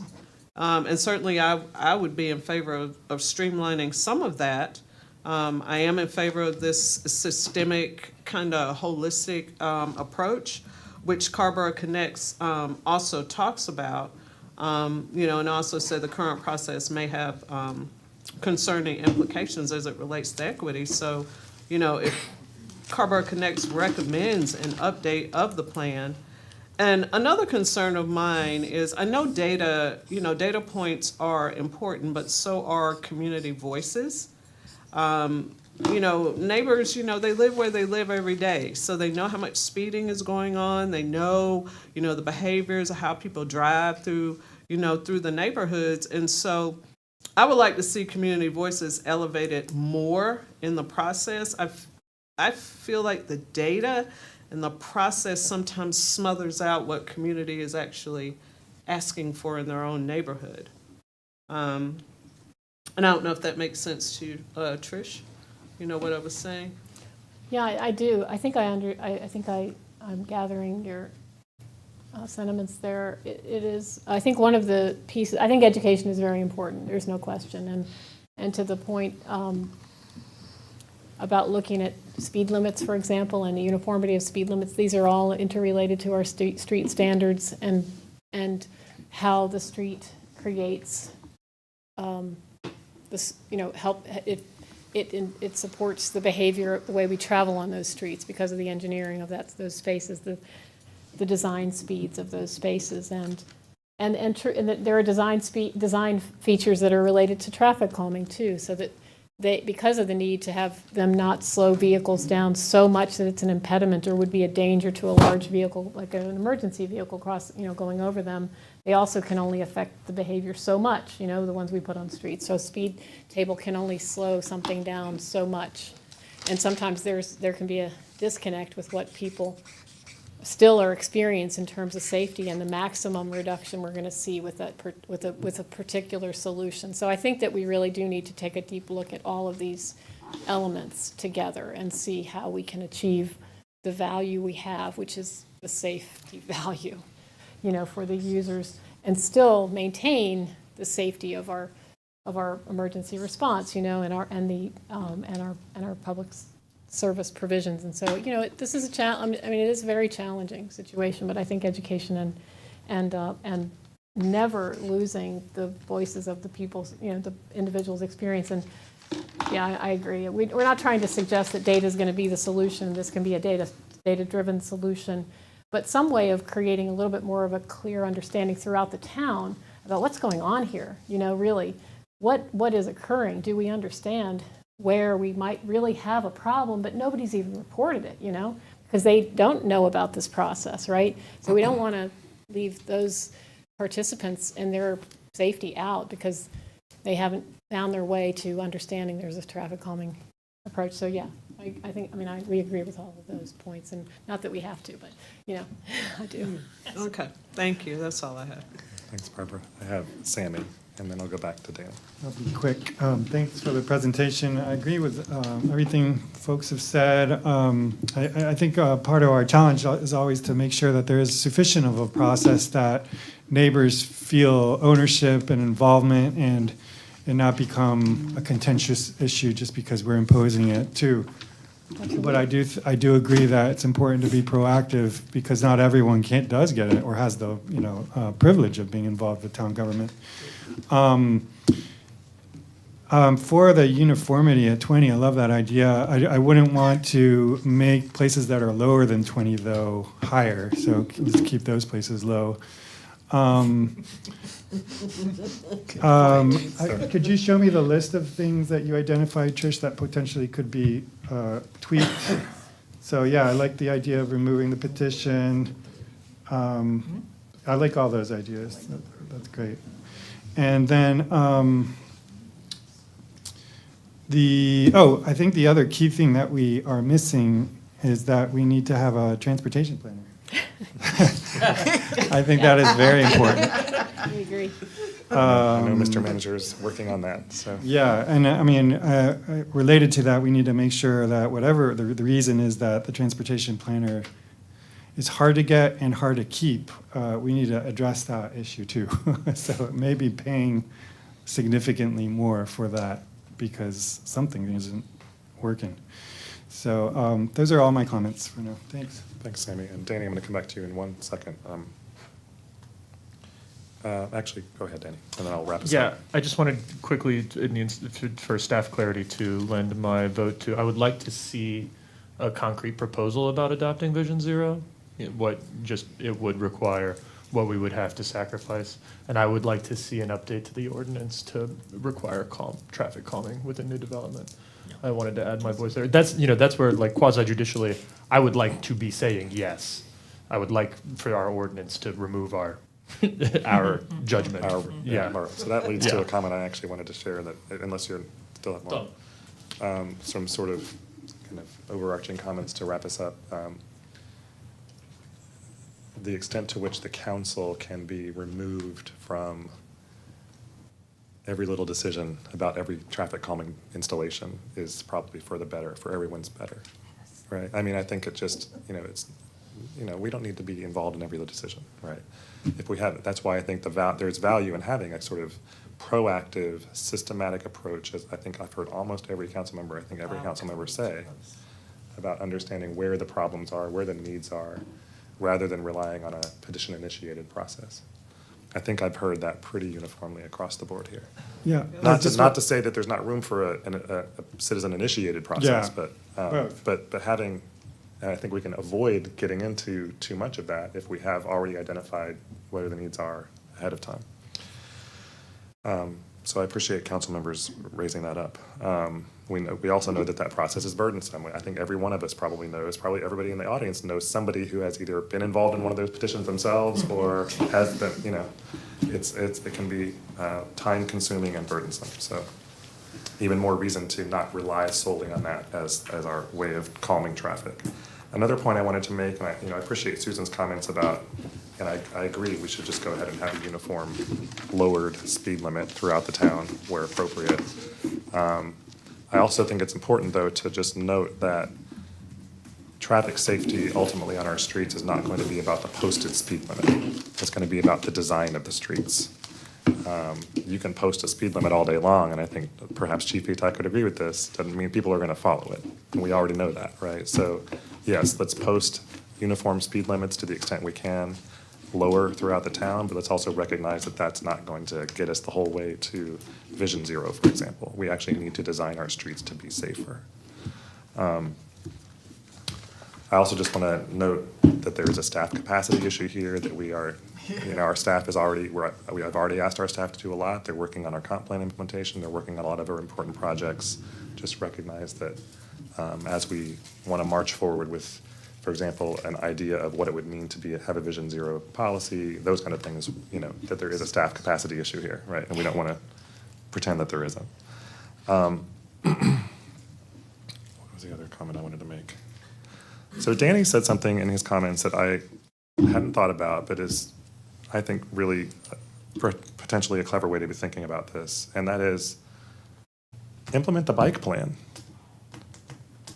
I mean, we have some plans like the bike plan, like projects that are already in the pipeline with NCDOT, for example, where we're talking with them about improving crossings at several key intersections along North Greensboro and Hillsborough Road and other places in town. We have things in the pipeline or adopted plans that in and of themselves, if implemented, would actually do a lot of traffic calming in a lot of really dangerous locations throughout the town. So in a way, it's like we've already kind of got a head start on identifying what things need to be done to calm traffic in dangerous locations. We just need to implement those plans, right? So that to me just sort of reaffirms the importance of getting the bike plan projects done. We've got the 5 priorities, we've got the additional ones on the list there, we've got these NCDOT crossings that they've conceptually agreed to help us implement at little or no cost to the town, right? So let's just, that's a value add in a way, right? Like, let's do it. Okay. So off that soapbox. So I want to just kind of wrap us up here by trying to summarize. I heard some interest in a uniform lowered speed limit throughout the town. I heard everybody interested in some kind of systematic way of having a high-level view throughout the town of where we need to be focusing or prioritizing traffic calming projects, be proactive, et cetera. Randy also, and I think this actually, Randy's comment folds into what I just said about Danny's comment, which is like, there are already some low cost, or like maybe not low cost, but high impact areas where we already have projects coming that can help us achieve these goals. So you've heard interest in Vision Zero. So I think the interest there is in knowing what it would mean for Carrboro to become a Vision Zero community. So maybe we need to learn more about what would that entail for us. Damon, just clarity on that, because Trish was also saying, it's kind of like LEED, like to be actually certified versus right. like actual doing what they would require you to do. Yeah, good point. So what would it be to actually be a certified Vision Zero community versus what would it be to actually achieve the goals of Vision Zero without necessarily signing on to all them reporting and all that kind of stuff?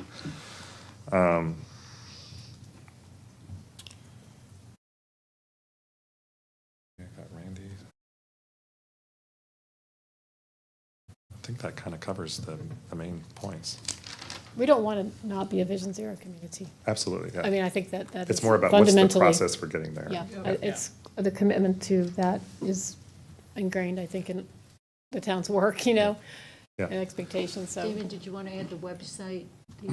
Well, I think that's more of that kind of public education piece, right? It's like if there's a place on the website, on that page, the RTMP page, to just include that process chart, like, that seems like a really nice little image to help people understand what they're getting themselves into if they want to do a petition. Coming back to Vision Zero, Trish, if, you know, given that Chapel Hill has signed on or they've done something regarding Vision Zero, just as part of educating the council, like knowing what that's going to mean for Chapel Hill. And then on a similar note, Chapel Hill, we've discussed tonight already a couple times, has adopted this new traffic calming policy. I'd be just interested in what inspiration we can draw from that as you go ahead and think through some of these other comments you've heard council members make tonight. Susan. Thank you, Damon. I have just 3 really quick comments. One is I would be in favor of removing the petition process, but if we keep the petition process, I just wanted to mention again this idea of the digital signatures or you know, some kind of free signature portal that the town could run and folks can just click and sign. And I know that those digital signatures are considered legally binding now. I also wanted to just really emphasize that if we continue with the petition, it needs to be a much smaller area of influence. It's just totally overwhelming. And if it can be really targeted to just that area of the neighborhood where the speeding is occurring, because it feels like it's in Widmore, it's like the entire neighborhood, even though it's just this one little pocket where the concerns are. And finally, I just wanted to mention that I think right now you need to go through the traffic study process, even for crosswalks.